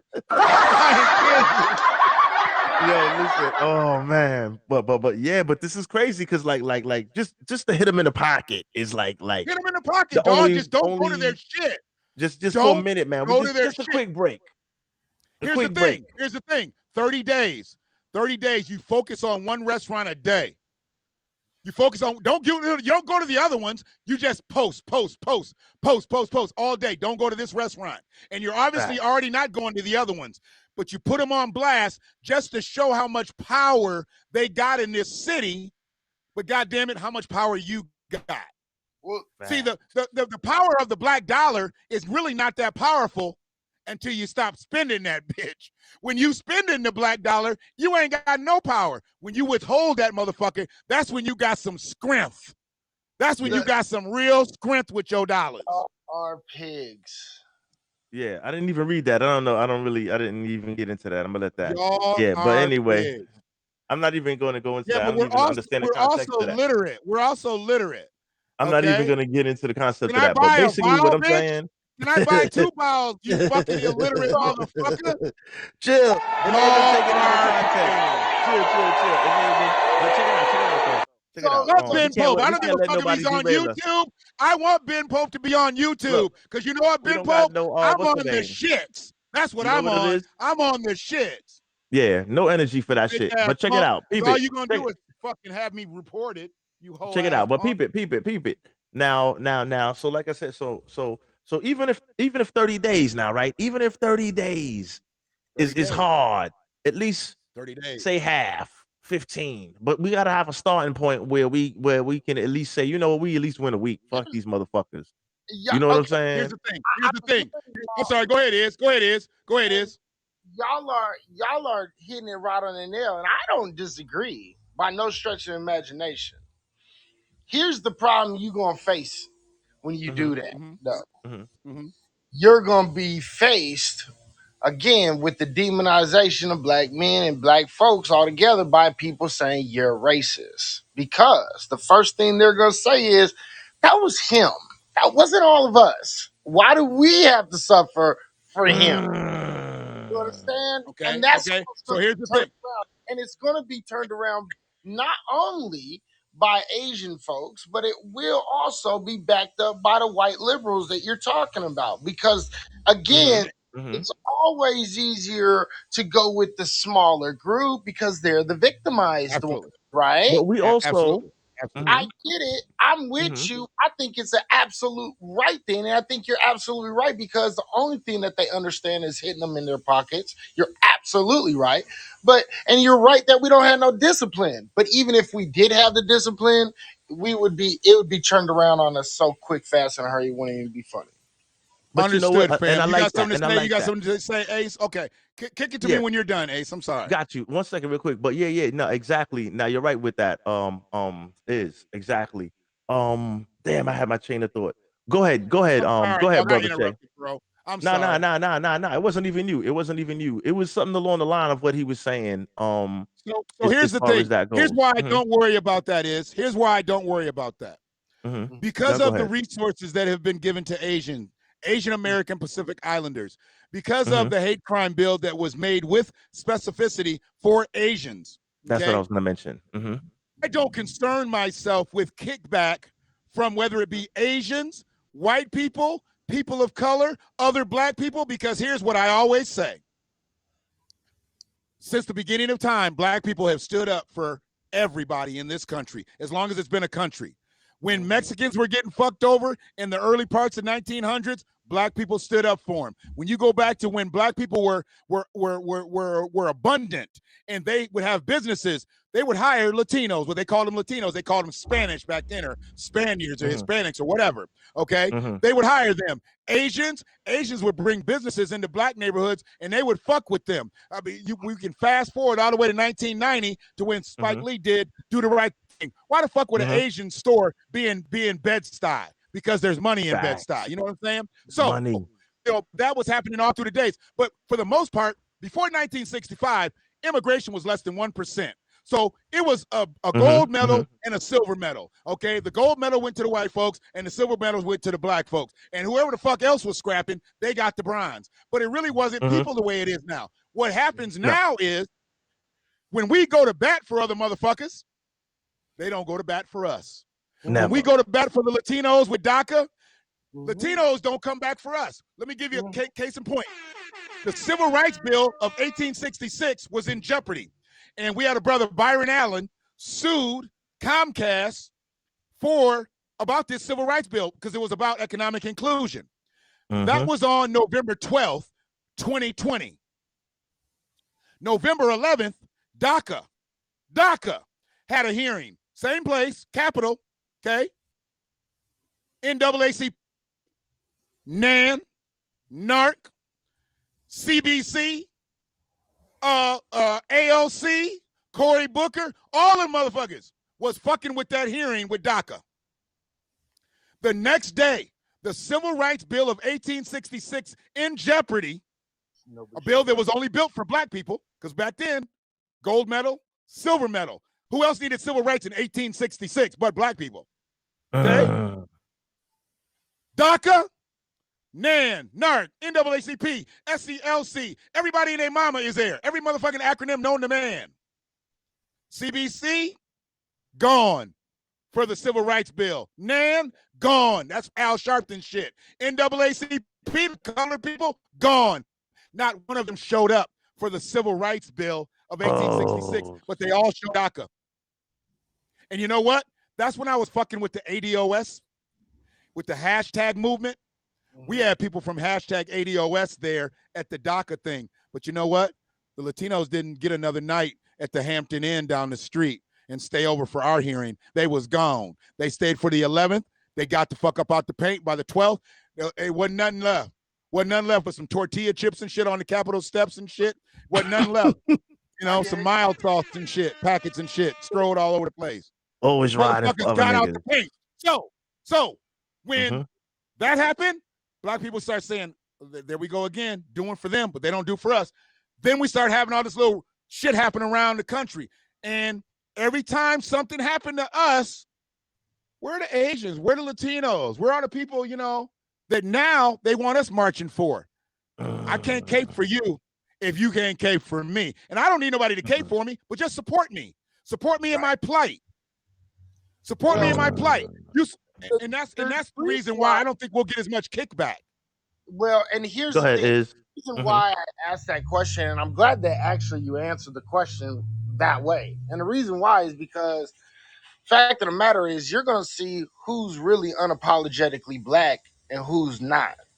Who's ready to cape and who's not. The fact of the matter is this. What we do is it's a slap on the wrist. It's letting them know, look, man, you can't be going off and abusing us. I've already broken down the history. The history is very, very clear that Asians commit about 2 times more hate crimes on us than we do on them. I've done the math on it. I've done the everything for it. Sorry about that in the background. Keep going, Iz. I've showed the history of the relations between black and Asians throughout all history, right? All the way up into the current times. So the fact of the matter is no, we would have to be strong enough to be able to withstand that and be able to deal with it and just say, nah, you're not gonna shame me into something that I know is right. You see what I'm saying? And that's the biggest Right. problem. There's too many people that's willing to bend because they're not willing to be shamed because they think that they're gonna, in the long run, be on the wrong side of history. But in fact, when you stand up and you say, nah, man, you need to take this licking real quick. You need to take responsibility for this. And because we are forced to take responsibility for everything. So for that reason, you're going to have to be unapologetically black in order to be able to say that out loud, mean it, stand on it, and try to get as many people to back that up as possible because you will be attacked. I promise you. Yeah, and you're absolutely right, and that's why I also have to point out, and this is your cast Sunday night. So Tony D said, "What up, though?" Oh, You know, okay. so Here we go. yep. TD, So I what just up? wanted to let you know, but because I know we in the midst of it, I don't be looking at the chat room and my shit too, so I be fucking up, and people be talking to me, neither. I and I took be a break. fucking. Mhm. But one of the things I'm focused. that we're in such a subservient position in the country. And I noticed this about 10 years ago. It's 21. So yeah, I noticed this in 11. So Asians make more money in this country than white folks do now. Indians, you know, not Native Americans, like more like Brahmin Indians, people from India, Southeast Asians, they make more money than white people in this country now. The reason that white people are still able to wield power is because there's more of them, but they're not making the money per capita that Asians or Indians are making. Here's what really hurts black people. Asians and Indians don't come in here to play. They come in here to buy corporations. And when they come in here to buy corporations, they come in here to buy shit that we make, that we need every day. And those are called plants. Who the fuck works at plants? Black people. Production. So Jimmy Lee been down at the plant for 20 years, and some shit pops off at the plant. Jimmy Lee got a good pension going. He makes a good wage. He done bought a house, did well for himself. Jimmy Lee drives a nice F-150. His wife's got a new Explorer. You know, 3 kids, 2 of them went to college. 1 got hooked on dope. He been back and forth. But Jimmy Lee got money because he owned a house. He got a good job. He been able to pull and help his kids. You know, that's Jimmy Lee. Something jump off at the plant. Racial. Is Jimmy Lee gonna throw that all away? Nope. Jimmy Lee can't throw that away because now Jimmy Lee is 50. Ain't nobody gonna hire Jimmy Lee and give him the wage at 50 and let him ride off into the sunset at 65. Facts. He's got to stay on that job. He got to suck it. He's got to suck it. And I'm not talking on no fellatio shit. He's got to basically swallow his spit. He's got to swallow his spit. If he sees somebody be minimized at his job that he knows goddamn well he needs to be swinging, he can't risk that because ain't nobody doing what he's doing in his family. His wife's probably maybe got a job. Maybe she got a job. But if Jimmy Lee got in at the early time, she might be a housewife, dog. She might be a housewife. Especially if they don't have a whole lot of expenditures. If the kids were just their expenditures, she knew how to stretch that shit. Jimmy Lee brings that check home, and she made sure that money got distributed the right way. Now, at 50, that's Jimmy Lee. Jimmy Lee's wife, Barbara Jean, she ain't worked in 30 years. Barbara Jean gonna be able to go get a job somewhere? Nope. Where's she gonna go get a job at Walmart? Hey, you know what? Barbara Jean went to college. She went to the business school over here, got her little secretarial degree. Who the fuck wants to hire a 50-year-old secretary? She not even eye candy no more. I'm gonna be chauvinistic like a motherfucker. Barbara Jean was probably a brick shithouse back in the day, but now she's 50 and she done dropped 3 babies. And Jimmy Lee been beating it up all these years. Oh You shit. know, All Barbara right, Jean ain't where she hold was. on, chill, She ain't where she chill. was 30 years ago. Real talk. Yo, facts. But now, peep it. All right. Oh shit. Oh man, y'all got me, man. Y'all got me. This nigga said But she basically, still got that sexy phone voice. Nigga, ain't nobody on the phone no more. All that shit's over in India. You talking to Peggy. You ain't talking to Barbara Jean in America. You talking to Peggy. Everybody's oh shit, Wigga G in the shout out. She just got shot. You over there talking to Suresh, and he tells you his name is Michael. Hey, my Oh name shit. is Michael. This is Michael. Let me give a few shout outs in the chat room. I'm sorry, but we've been rolling. Yeah, we've been rolling hard, man. I got once again, we got Izzy High in the house.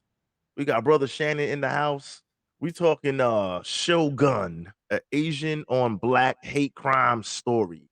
So we were getting into the details of that. Just in case if you are joining us late, you please catch the replay. This show is packed with information on this particular incident that a lot of people were not aware of, surprisingly enough, because this particular incident, which happened last weekend, pretty much was swept under the rug by national media, possibly because it was an Asian on black crime where a 6-year-old boy was shot by an Asian man from inside of his home, an attempted murder.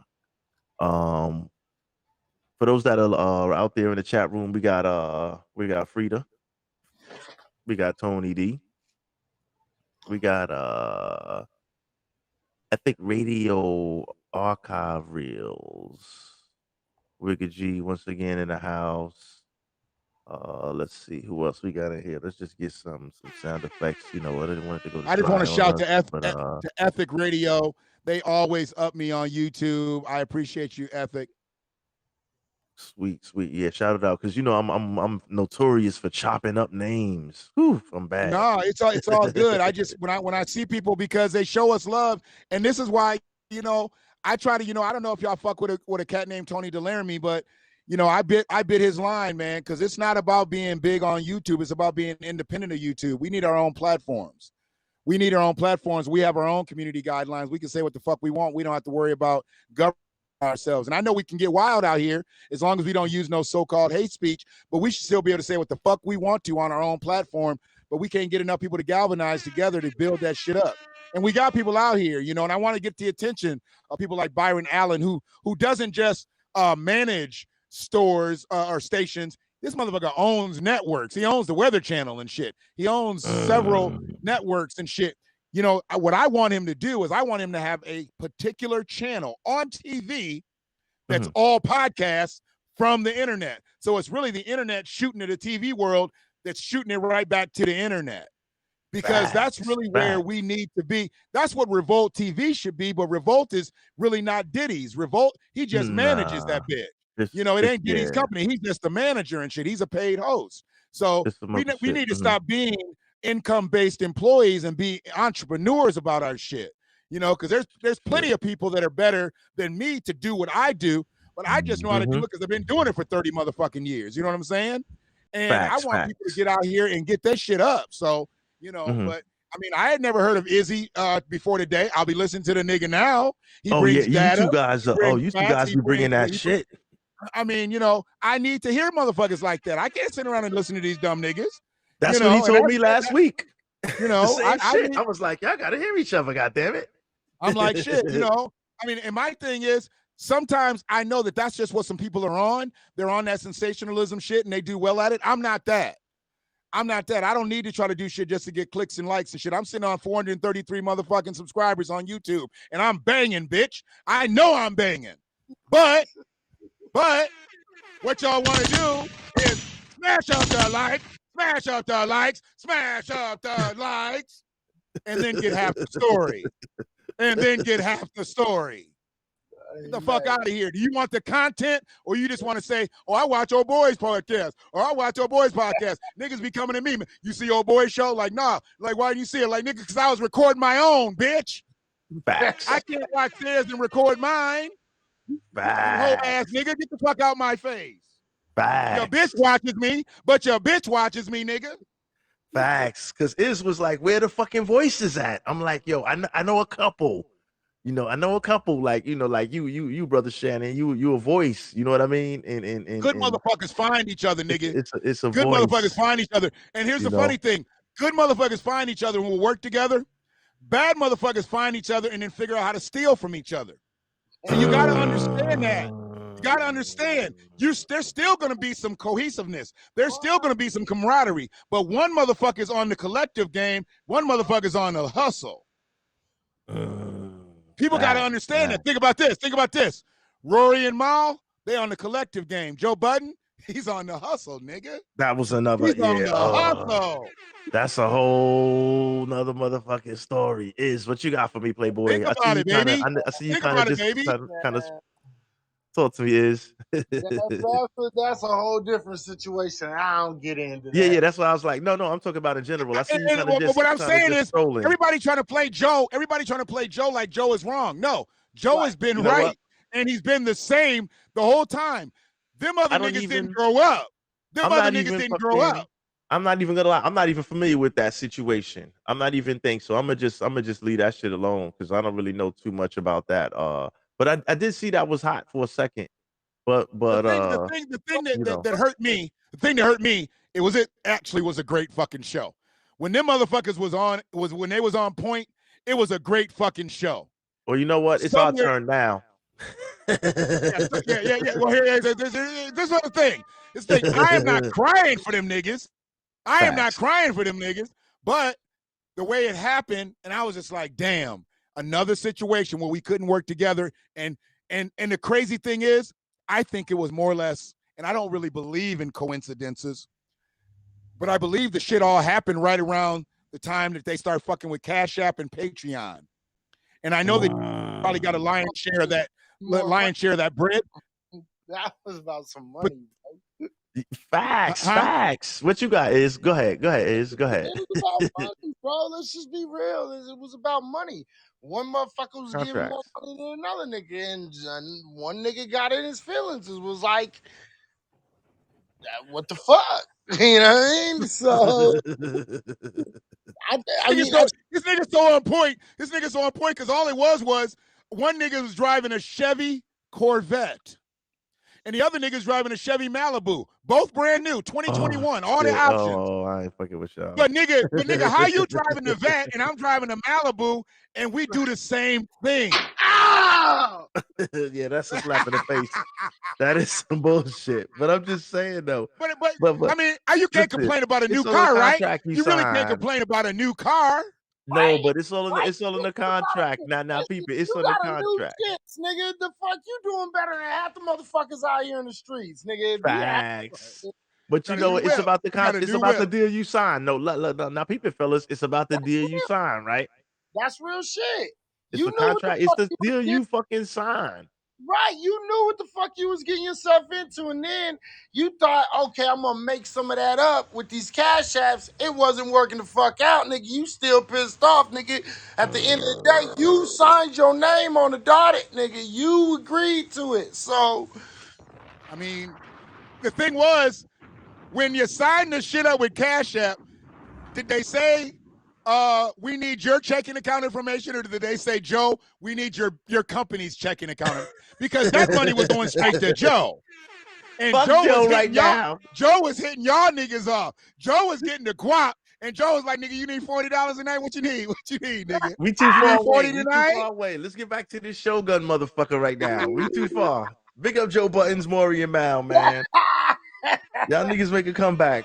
Or we just gonna take that slide over, which I plan on doing any motherfucking way. Ain't no problem. You know what I'm saying? So basically, do we need a yeah, that was just like a commercial interlude for people to take a quick break and for a little more people to pull up in the room.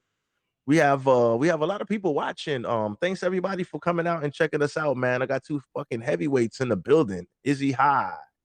Brother Shane, hey man, I'm trying to lose weight, nigga. You ain't gotta call me out like that. What's going on? I'm talking about heavyweights in the game. You know, I'm trying and shit. You know, I done cut down on my chocolate and shit like that. You know, man, just keep eating all that knowledge. God damn it! Now check it out. That's all I can. Motherfucking That's facts. all I can do. That's So all check I it. can do, dog. So check it now. As far as so you two guys now, now that you guys kind of are familiar with each other, hopefully we'll all bump cross paths again down the Yes. line in a situation, because there's definitely similarities in the philosophy of you two guys. Like I can't, unfortunately, I'm just like a podcast, so I can't get to the meat of these subjects every week. That's why it was important for me to try to get as much info out of you guys as I could to present to people, because next week may be a comedy show or something along a different variety. You know what I mean? So it's important for me to bring guys like you up from time to time, just so we could cover topics like this. You know what I I mean? mean, And I mhm, can't find anybody to have a discussion with like is, because here's the thing. mhm, It took just 2-3 more minutes on a couple different subjects mhm, just for him to gain understanding as to what I was saying, for me to gain understanding of what he was saying. And we did. And we figured it out. Because if you only listen to part of what somebody's saying, you'll sound like a fucking clown. You got to listen to everything. And there's a lot of people that won't give you that chance. They'll just argue you down, and won't let you. This shit is multi-level shit. And what I was trying to get through the whole time was that bond was given out by a white supremacist. She gave that bond out. And she looked at that Asian boy and whoever the fuck put that call in. She looked at that as more important than the fact that he shot a 6-year-old black boy. She gauged importance, and his life versus non-threatening injuries to a 6-year-old's life just didn't balance out. I'm sorry. You negligently, purposely pointed and shot a gun at a child and shot him. That's of supreme importance. The fact that he only got non-life-threatening injury shouldn't matter a damn.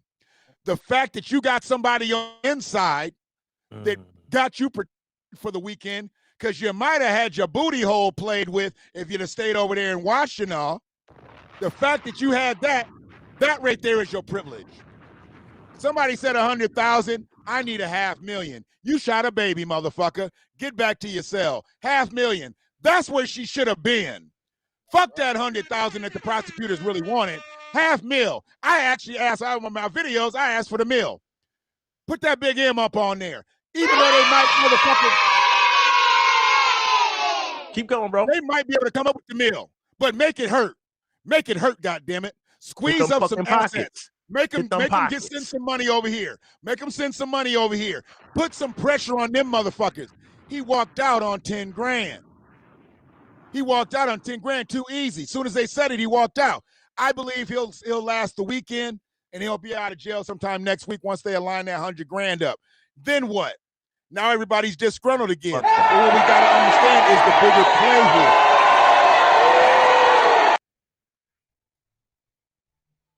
It's a bigger play. And they done tried to fool the public, tried to tell the public that he wasn't affiliated with that restaurant. He's not only affiliated, he's dicking the owner's daughter. Little dicking probably, but he's dicking her. Short stroking. Little duck dong, goddamn it. Shit, motherfucker. We got a comment on YouTube. So check it out. So check it. So appreciate your ethics. Oh, go ahead. You want to show somebody out? Go ahead. No, that was just ethics. Some reason it came through my phone. That must have been my first comment I got.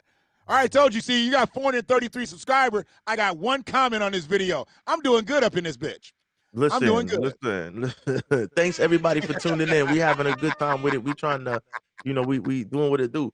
So at this point, so moving forward, like everybody that's out there that's watching this video, please share this video with people that were within your reach, because we kind of just want to spread the news about this, because surprisingly throughout the week, as I was speaking to people that I know casually, they were unaware of this altogether. So I was pretty much getting the information from Brother Shannon and Izzy. These two brothers right here kind of covered it on their live streams.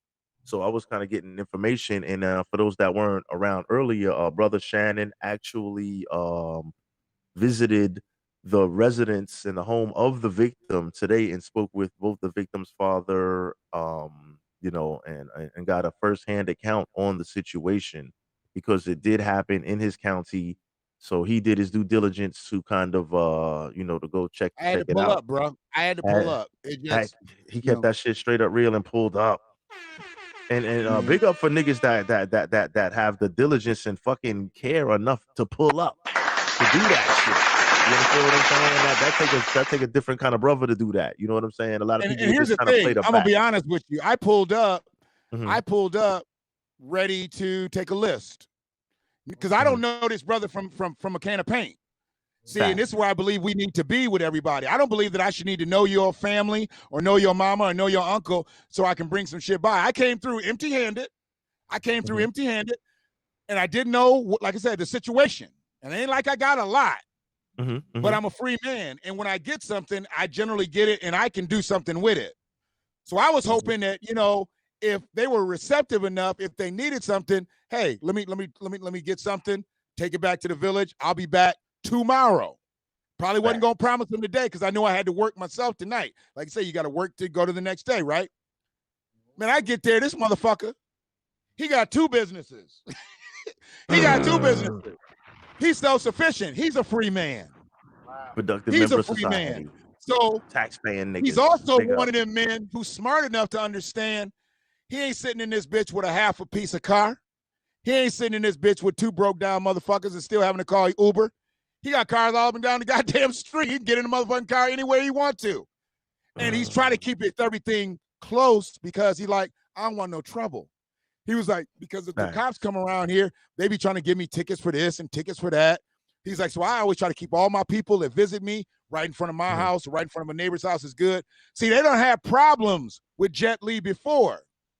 They had problems with Facts. Jet Li before. So, I mean, he threw Kobe's bike in the trash. Him and Brother Daniel had words. They don't had issues.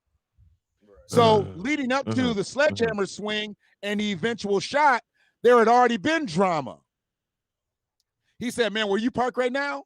He said, where you park right now? I swear to God, if I'm lying, nigga, I'm skinny. You know goddamn well I ain't skinny. I had a witness there tonight. I had a witness there when I was there. He said, I tell you.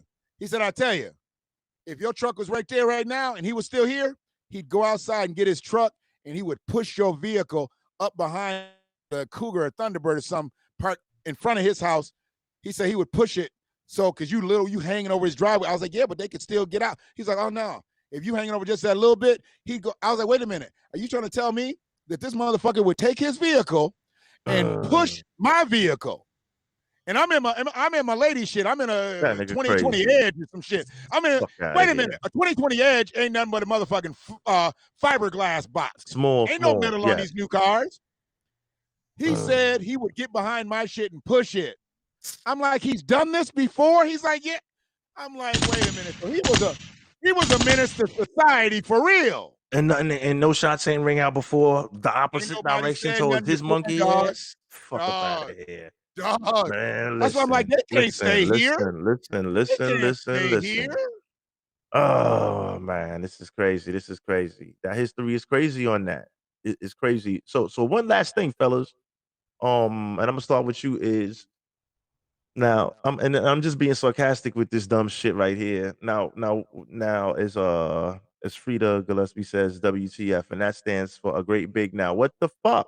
Right. Now, what do we get as black people? Where is our anti-black crime or hate crime bill at? And how do we put pressure on these people and bring this to light? And these are the things we need, because if they're special enough to need protection, and clearly, as Izzy pointed out, because I saw the numbers when he pulled up the data on his show, I saw the numbers myself as well.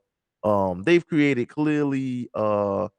they've created more hostile situations and committed more acts of violence against blacks, and it's pretty much they were able to get some type of crime bill passed, and that is pretty much something that emboldens bad behavior, because now it's to the effect of now we have a blanket of security around us. So we can fuck with you, but if you defend yourself, we can label it as an act of aggression against Right. us, and you Right. will be prosecuted under special terms and Right. stiffer penalties. But Right. in the meanwhile, the Black American or Native Black American that half were here before, Mhm. half have skin in the game and have built this country through slavery that's documented, Mhm. right? We have no special protection At all. at all. Mhm. No special protection. And we've been the victim since the Mayflower pulled up. But that's a whole nother story, We've been a victim of right? this before that. We've been a victim I'm of just saying, I just was making that a catchphrase. Go before for it. 1492. I was just using that as a catchphrase. Go in, Iz. Go ahead, brother. Talk to I me, man. So what you think? So, Mhm. so the thing is the fact of the matter is, we all actually have a hate bill, a hate crime bill, right? All of us already do, right? All minorities. It's just the problem is if you actually listen to the legislators and the lawyers and DAs, they'll always tell you it's really, really, really, really hard to actually charge and convict on these charges, right? So Okay. the thing is now what we see is that they just got a special bill for them, which emboldens and enables them to charge people with hate crimes even easier. Okay. And they Mhm. have Mhm. already done this. They've already started charging black folks with hate crimes, and they're charging the white folks that are doing the same hate crimes with assaults. You know what I mean? So the thing is what we're seeing is they're already taking advantage of this law to use against us. Now, the question you pose is, how do we get one? Well, the fact of the matter is we have to keep on fucking forcing their hand. But do we have anybody actually fighting for us that's high enough that can actually get that kind of reach? The answer is no. And I know I'm going to piss some people off, but the reason why the answer is no is because all the people that's in any kind of power are not actually foundational black Americans. They're actually, most of them are immigrant anchor babies, and they don't have foundational black Americans' interests at hand. So then when we go off and say, well, we are dealing with racism and we understand it because we've been dealing with it, what happens is they turn around and they say, that's not racism, or it's not good enough, and that racism is old and all this other stuff. So we have our own group going against us. So the issue with us right now is we're not going to get that kind of special protection. We're not going to get it from the police. We're not going to get it from any other group, and we're not even going to get it from our own people. So, but I can't tell you that we are going to get any kind of special protection. There's no interest in giving us special protection. Then we have special protection. Guess what happens? Police can't go around killing us. People can't go around assaulting us. We start getting more justice, and guess what? People have to start taking accountability for what the fuck they're doing to our group, and they can't have that because we're the permanent underclass. So I can't give you an answer. All I can say is you got to keep on fucking fighting and demanding that shit, and more black folks need to quit fighting other black folks and be on the same page. Understand that the ideology is bigger than the personal viewpoints. Like if I'm an atheist, which I am, and my brother over here is a believer, that shouldn't matter. What should matter is black folks getting justice, and that's what black folks need to get. And I'm talking about foundational black Americans need to get that shit through their fucking heads. All right, period. You know what I mean? Stay on. Is he high, y'all? Keeping that shit real, and that makes a lot of motherfucking sense.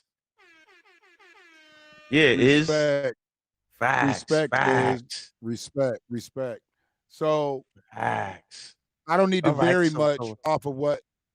I'm sorry. I Yeah, was yeah. just So about roll to us out. segue Give us right some in. final thoughts. Yeah, give us some final thoughts, big So, brother Shannon. I'm just going to take the baton, so to speak, from Iz, as he said, we don't have any powerful enough foundational black politicians or people with our interests.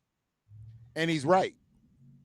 Because the most powerful black politician that we have that is a foundational Black American is Jim Clyburn. He's a Democratic whip. And the most powerful Republican that's Black is Tim Scott.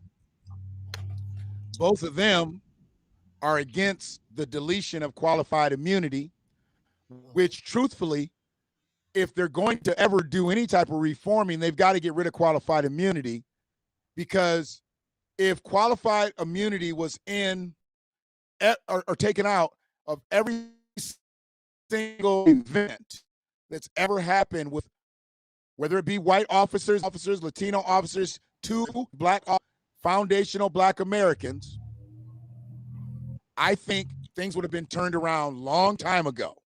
Because there also needs to be things that need to be put in when you take qualified immunity away, that we don't get into these big, long fights with states. The state didn't shoot me. That police officer did. So I need to be able to sue him. And I need to be able to sue who employed him. And I need to be able to get his pension.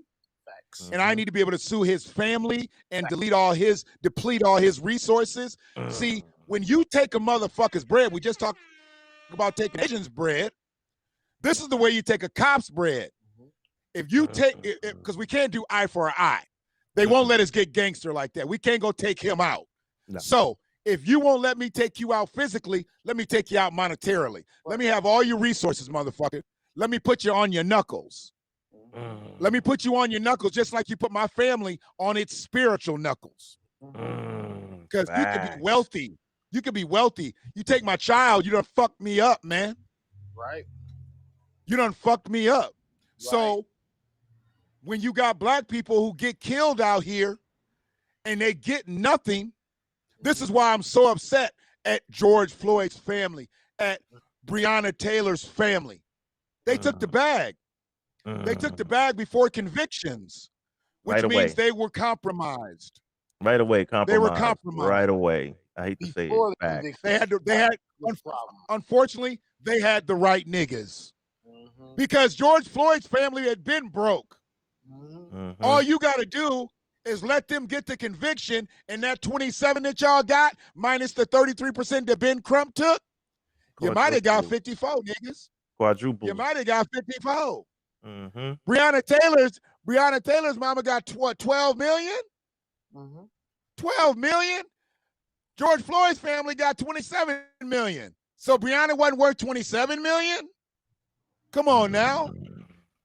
And then when you got your 12 million, you wouldn't even give Kenneth Walker no money for his legal fees. Tyler Perry had to pay for his legal fees, and the charges were eventually dropped. But she didn't even tear her daughter's boyfriend off. He tried to save her life. And that shit's even more fucked up. Like, damn, he tried to protect your daughter. And when he needed some money for legal fees, Tyler Perry had to step in. You gonna let Madea step in? You gonna let Madea step in before you step in? The fuck? Oh, shit. See, that's why we can't get disciplined. We can't get disciplined as a collective, because see, they done took the bag. Now they're gonna be Democratic shills now. Every little thing that happens, you're gonna see a Floyd family show up. You're gonna see Breonna Taylor's family show up. See, they trying to get them all together. But see, they got these certain people like Eric Garner's mama and Tamir Rice's mama and both of John's sister. You know, they dealing with the mamas that ain't got paid, that have been shunned, that have been marginalized, that have had money made off the shed of their children. They getting flack now. Now BLM, what they done did, took the bag. And fucking quit one by one. Quit, man. We don't want to be activists anymore. Fuck it. We're done. Well, here's the thing. Yeah, they cashed out. I don't like BLM. I've never liked the BLM. No. Fuck that. But here's the thing. I need y'all to understand something. If y'all didn't realize what that was for right off gate. From the beginning. Yeah, from the beginning. Facts. Yeah. All you need to do. We already, I mean. I went onto the website when they first had the website. And I said, okay, I'm not with these motherfuckers. Right. Obviously, we knew. Mhm. Yeah, we and know. As far as us as individuals. this is the whole problem. We can't expect it. Plus, on top of that, a lot of people don't realize this shit. They they was bought out long before y'all realize it. They was bought out long ago by a fucking whole bunch of white folks. Like before the election, Mhm, bought out. mhm. Like people don't realize it. After the Like track when, work was done. Okay. yeah, it was like when by the time it was already done, that's when Right. people found out. Like, are you serious? Yeah, like, nah, bro, this was all a money game. I know you done thought of this too.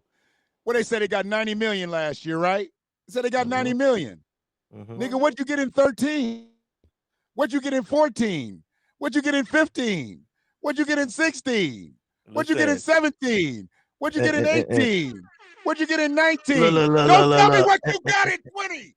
And I look don't now, want to people. know what you got in 20. Y'all been getting bread since 13. Y'all, they've been getting lots of bread. Trayvon Martin, Michael Look, Brown, that's who look. they started the shit off of. That's and the snowball kept rolling from there. Now, on that note, because that's a wrap right there. You know that. You know how that shit goes. Right. We had about 2.5 hours, fellas. Oh man, we can go on with this shit. We can go on with this, but unfortunately, we gotta kind of wrap this shit down. We need to do our own Um, thing. We need to that's why we need repair. That's why we Yeah. need reparations. We need a slew of legislation. We need a lot of bills. It just ain't about cutting a check. Okay. There needs to be a lot of repair done for us to be right. And that starts, unfortunately, it starts with the way we're dealt with around this bitch. Because they could give every black American $1 million. If we're still treated like shit and we don't have the resources opened up to us, we just gonna spend that money and put that money right back into the atmosphere. and it's You know what I'm still saying? good. And it's still good. It'll still be good. Then we be broke again in 10 years. See, that's the thing. We But you don't can't go need, back for everybody seconds. don't need to cash out $1 million. You know, some motherfucker over here, he got a business. He needs resources for his business. Give him that $100,000 loan so we can keep moving. This motherfucker right here, he needs resources. He needs tradespeople to come in, but he's living check to check on some shit. Let his ass come in and get people. See, I'm about business. I'm along the lines of tangibles, bro. Give me the cash. And the thing is, Facts. it's not about me pocket watching nobody. I don't really give two shits because guess what? If they said give me $1 million, that $1 million cash is gonna help me a whole lot more than that $100,000 loan. Facts. Okay, but here's the thing: is that's you and your thought process, because you'll make that shit bubble. But the average motherfucker that gets that $1 million, when that shit hits the account and their phone goes off, that shit's in the account, them niggas heading to the mall. Well, you know what? But They that's heading to their the dealership. prerogative. They heading to the dealership. But you know what though? But look. But that's a one-shot deal because you can't come back for another $1 million. So what you do is on you, Daddy-O. Right. You And heard? we should Take never that be shit and eat it watching dick. our brothers and sisters at all. Facts. Let them do what they do. If a man want to go out and go buy a Bugatti and motherfucking 2 Ferraris and spend all of his $1 million, right? Then have fun. Let him. You know why? Because at the end of the day, yeah, I get it. But the thing is at the end of the day, if he feels that that's what he deserved with the money that his family earned, then more power to him.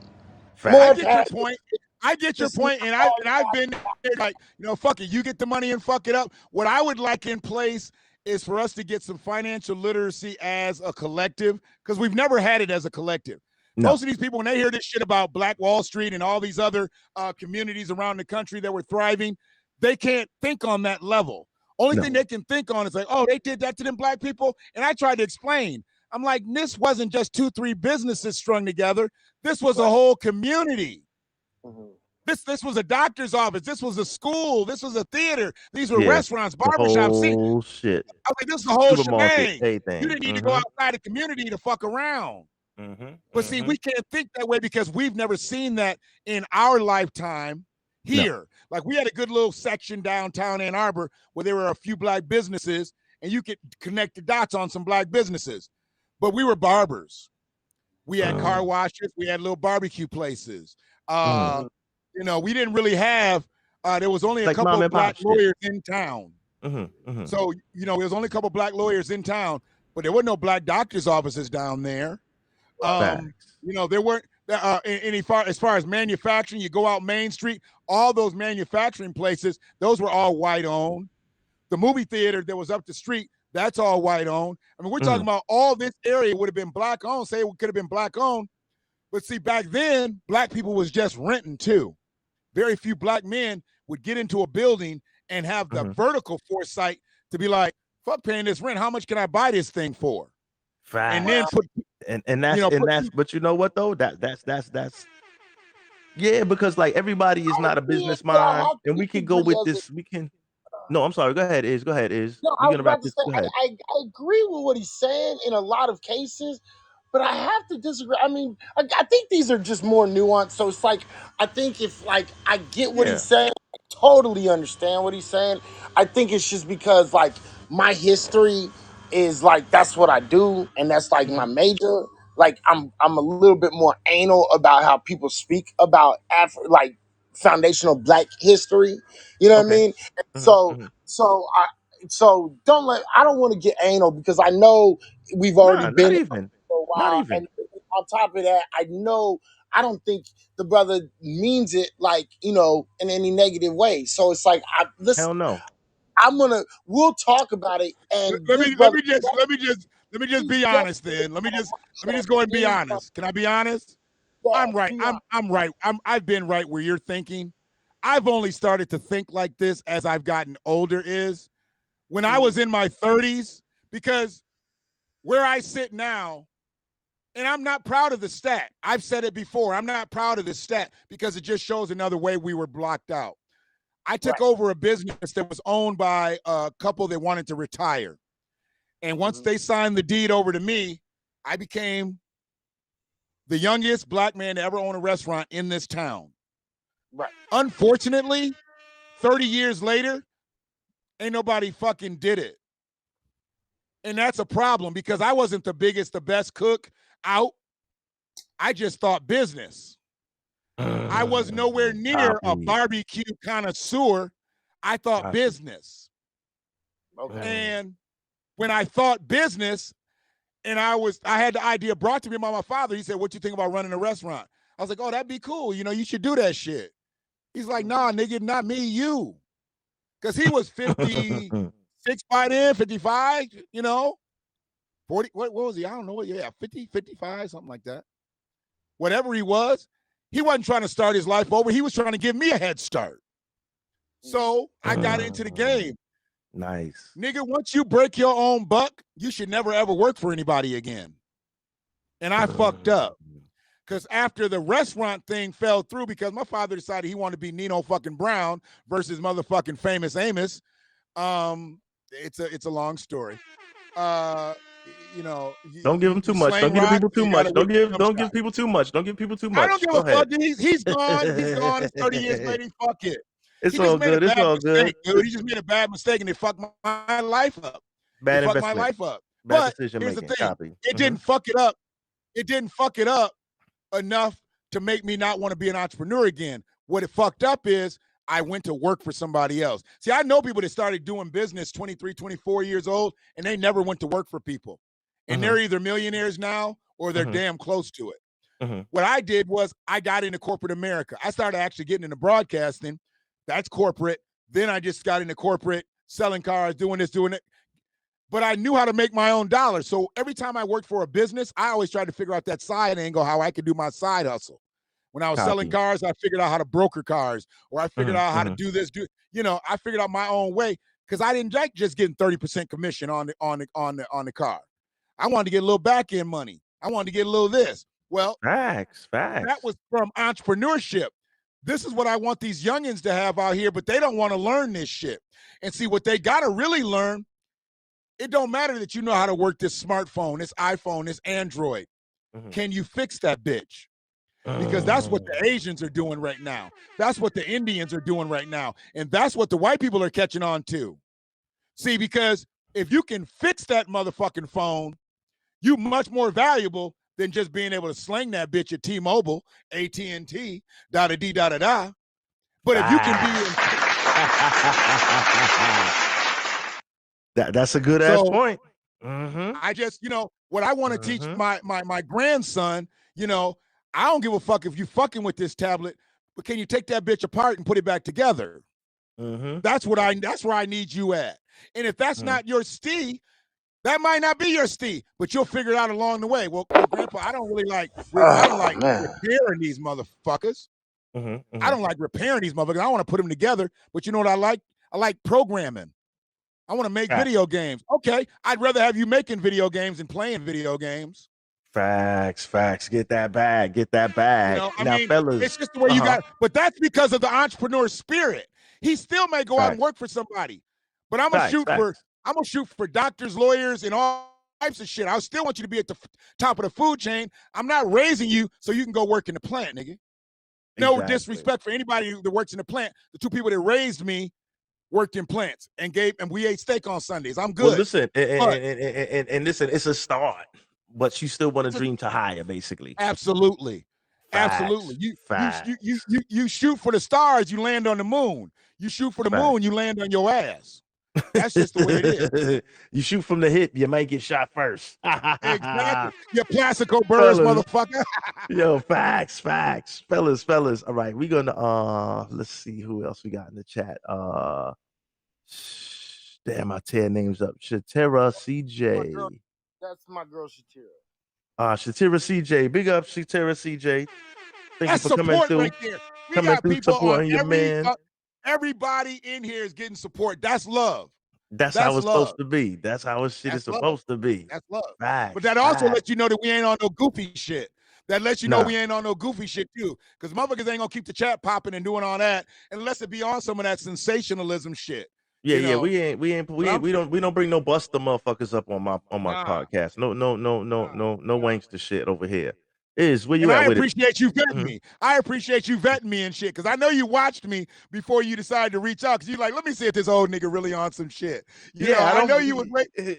I know you was waiting for me to go all lives matter and shit. Start quoting Bible verses and shit. You're like, when the nigga gonna coon out? When he gonna coon out? That's facts. You got to, dog. You got to. Hey, I did an interview with a nigga. This nigga told me he was a hardcore gangster. He took the rock. He took the motherfucking bid. He never snitched. That nigga got on my show and started crying, nigga. I was like, oh my God. I was like, man. I was like, dog. I started. Wait a minute. I got behind my phone in my car. I started the phone and shit. I was like, hey man, we getting disconnected, dog. I just cut the cash short. Nigga, you don't get up on my shit and start crying. Yeah, what the fuck? Well, that's the quick way to earn a motherfucking one-way out exit. I mean, I seen Iz throw niggas off his show live, so I see where we all in the same shit, right? I see you niggas that's like, nigga, nah, your shit just get cut. That nigga started crying like Paul Williams in the Temptations movie and shit. He just staggering all over the piano and shit. Nigga, go think about it. I don't need you on my shit like that. You bringing the morale down. Yeah, I don't need you on my shit you making like niggas, that. you getting niggas depressed. Like we supposed to be having a good time with the shit. Niggas up there got all 8 numbers dialed. They ready to call their mama and shit. You got niggas sensitive and shit. Let me call my mama, man. Make sure she all right and shit, nigga. Don't do that. Dude, I'm up here watching some women wrestling. Oh no, don't go there. Don't go there. Chill. These are strippers. You fucking us up now. These are strippers, nigga. Well, that's fucking strippers just. But that's the entertainment though. That's all that shit is. I haven't watched wrestling in years, dog. I didn't know it was like this. Nah. Last time I watched wrestling, it was we're gonna keep this shit. Nah, chill. We off the rails. No. Chill. Hold on. I'm gonna let you watch wrestling for a second. Talk to me, my man. We're gonna get up out of here in a few seconds. I kept on mute because shit.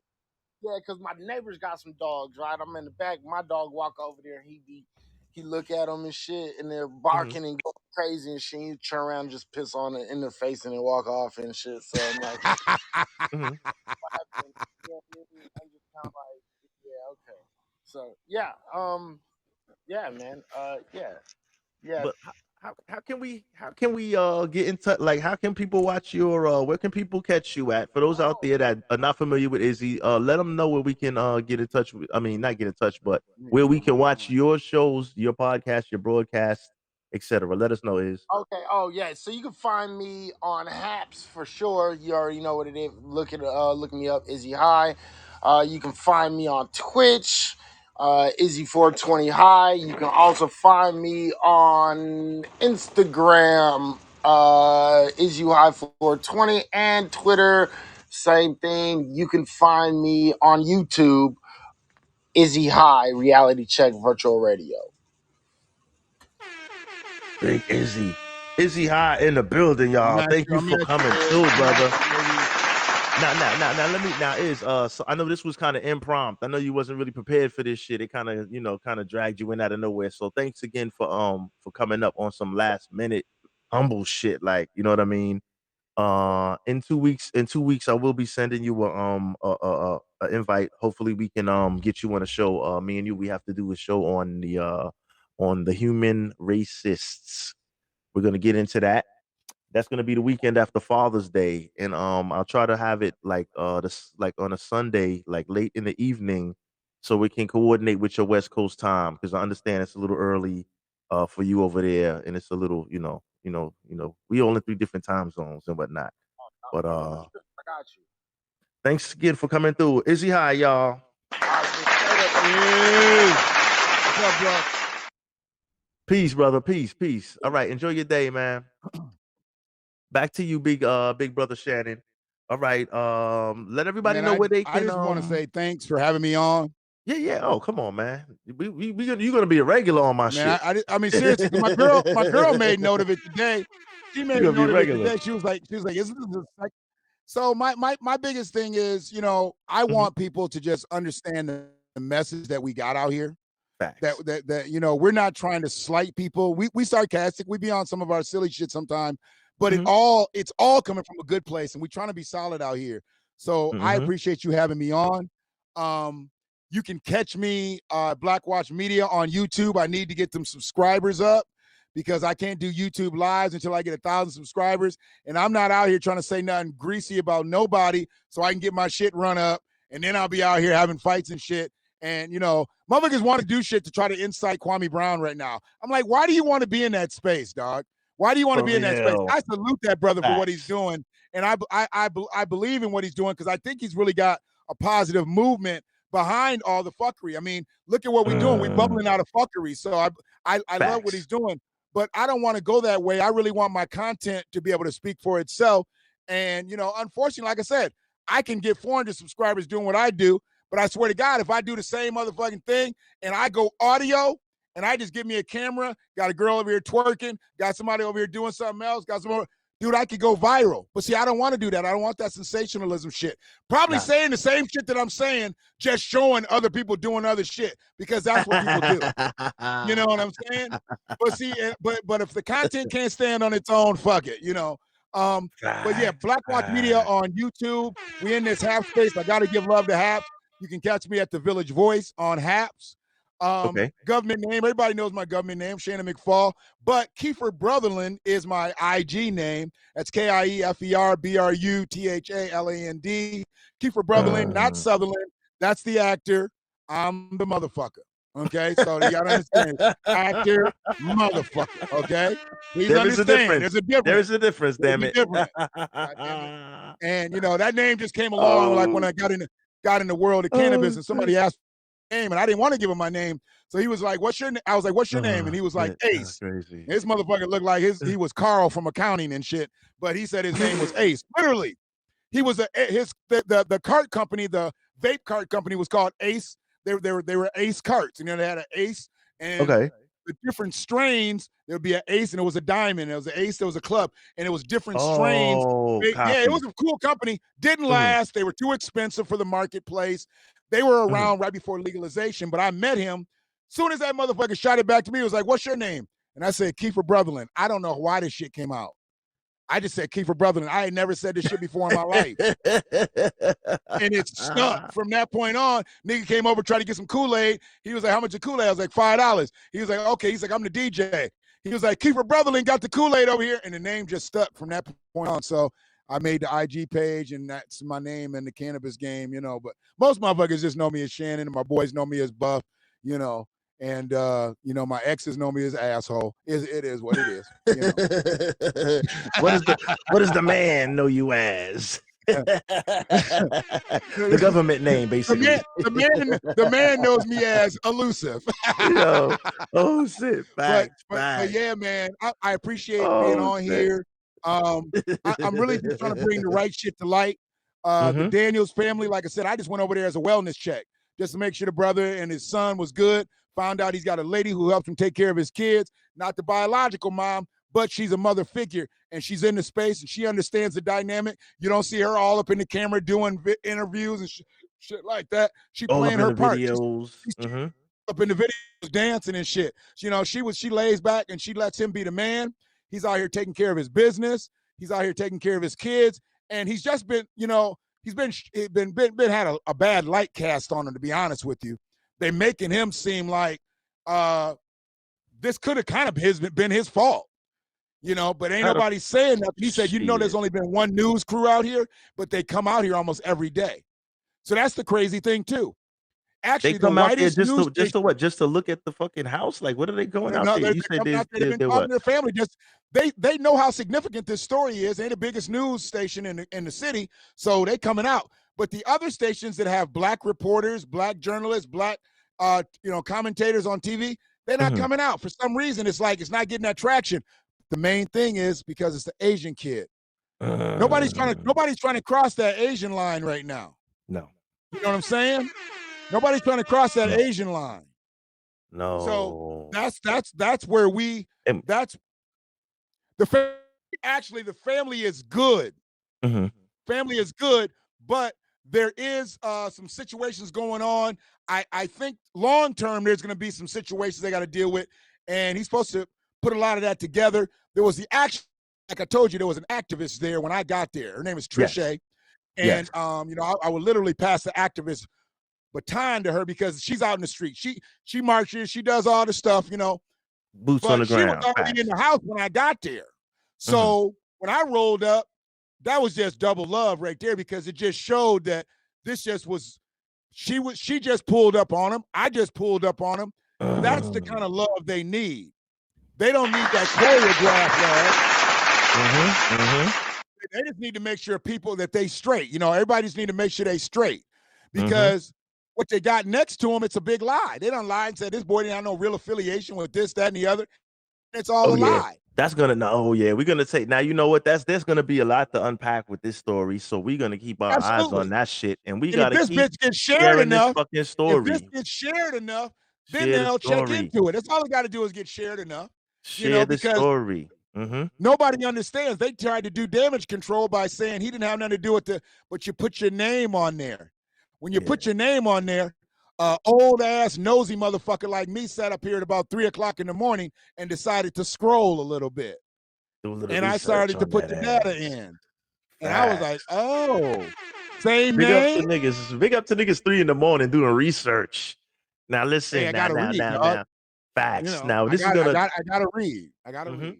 Now this story is gonna unpack. Now it's gonna unpack slowly. It's gonna be a lot to unpack over the next week or so. So we're gonna keep our eyes on it. And like I said, we gotta share this story. Now this is not just a perk for like share this podcast. Like research this story.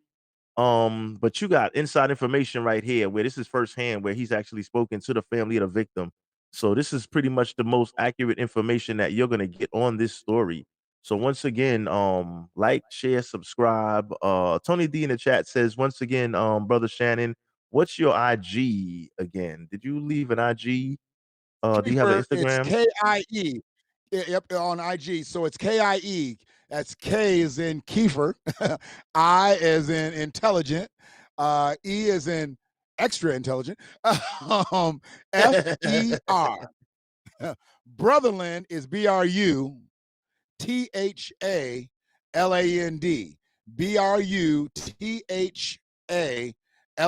So Brotherland. You know, if you took the BR off and just put the S on there, it'd be that actor who I wanted to kill back in the day in that motherfucking Eye for an Eye movie. Yeah, he was in there, that fucking predator and shit with Smelly Field. I wanted to kill that motherfucker. I couldn't stand Kiefer Sutherland, brother. I couldn't stand Kiefer Sutherland for shit after that movie, dog. He was a nasty motherfucker in that movie. And then everybody fell in love with that series, 24. Everybody fell I in love didn't with really, that shit. I didn't really get into that. I wasn't really the big TV, the big thing. But I see they get some big reviews. So Tony D just followed Brother Shannon, Appreciate and you, brother. Appreciate big you. up to Brother Shannon from Tony I D. gotta So yeah, we're gonna pull up out of here once again. Secondhand followed Smoke. Thank you very much for pulling up with that real firsthand information on this. So like I say, sir. everybody, please like, share, subscribe. I need some subs, man. My subs are suffering. Subscribe if you like the show, share. We got to get this information out. Like I say, thanks once again, Eleanor Marie in the chat. Everybody else that showed up tonight. Once again, Brother Shannon, Izzy High for pulling up in the building. Secondhand smoke. I appreciate it. We man. will be back in the building. I have a short cast tomorrow talking about the effect of illegal immigration on jobs in the Black community. That will be dropping tomorrow afternoon, 5 p.m. If you guys could tune in, that'd be nice. And Sunday, we have 12 noon special starting time. Sunday Night Smoke Podcast, Memoirs of the Invisible Dad. So check that out too. Like I say, thanks for coming out, supporting all of that good shit. I am your host, Ace World. Hey, before you mute me, go for it. Keep talking, pimpin'. So my county is named Washtenaw County. Washtenaw County. You know who Tim Black is? Inform us. Inform everybody. Tim Black is a journalist. He's been in Washington, D.C. for years. He is a journalist. He has, let me move Tim around. Tim Black has 148,000 subscribers. Tim Black, where you at? We need Tim Blacks of the world to cover this. 1,500 just put this video out. Yes. This is Tim Black. This is Tim Black pronouncing my county. I thought it was kind of funny myself. Let's hear it. That outcry from the community and the disagreement with the magistrate's court decision led the Wash-Natal County Prosecutor's Office to file an emergency to cancel Lena Wynn's bond. He said Wash-Natal. During the hearing, Lena Wynn's bond was upgraded. Washtenaw. There is no L in the motherfucker. It's W-A-S-H-T-E-N-A-W. This nigga said watch.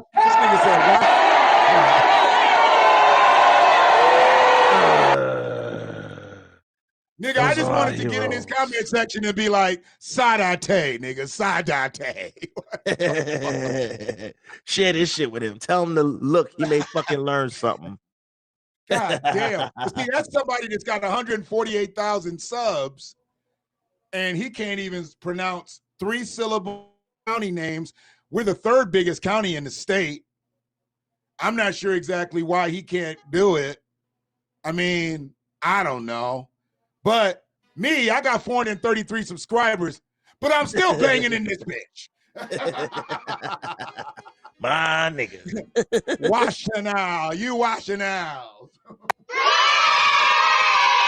Yo, Secondhand Smoke, y'all. Peace out, man. big brother. Peace out. Peace out. All Brother right. Shannon, y'all. Thanks for coming through, my man. I'm your host, Ace World. This has been another exciting episode. Secondhand Smoke, once again, Izzy High, Brother Shannon, your host, Ace World, in the building. Thank y'all for coming through. Please share this story. Very interesting. So we could escape this African-American hate crime narrative towards Asians. It's a two-way street. Life happens. So let's all keep that in perspective. Good night, everybody.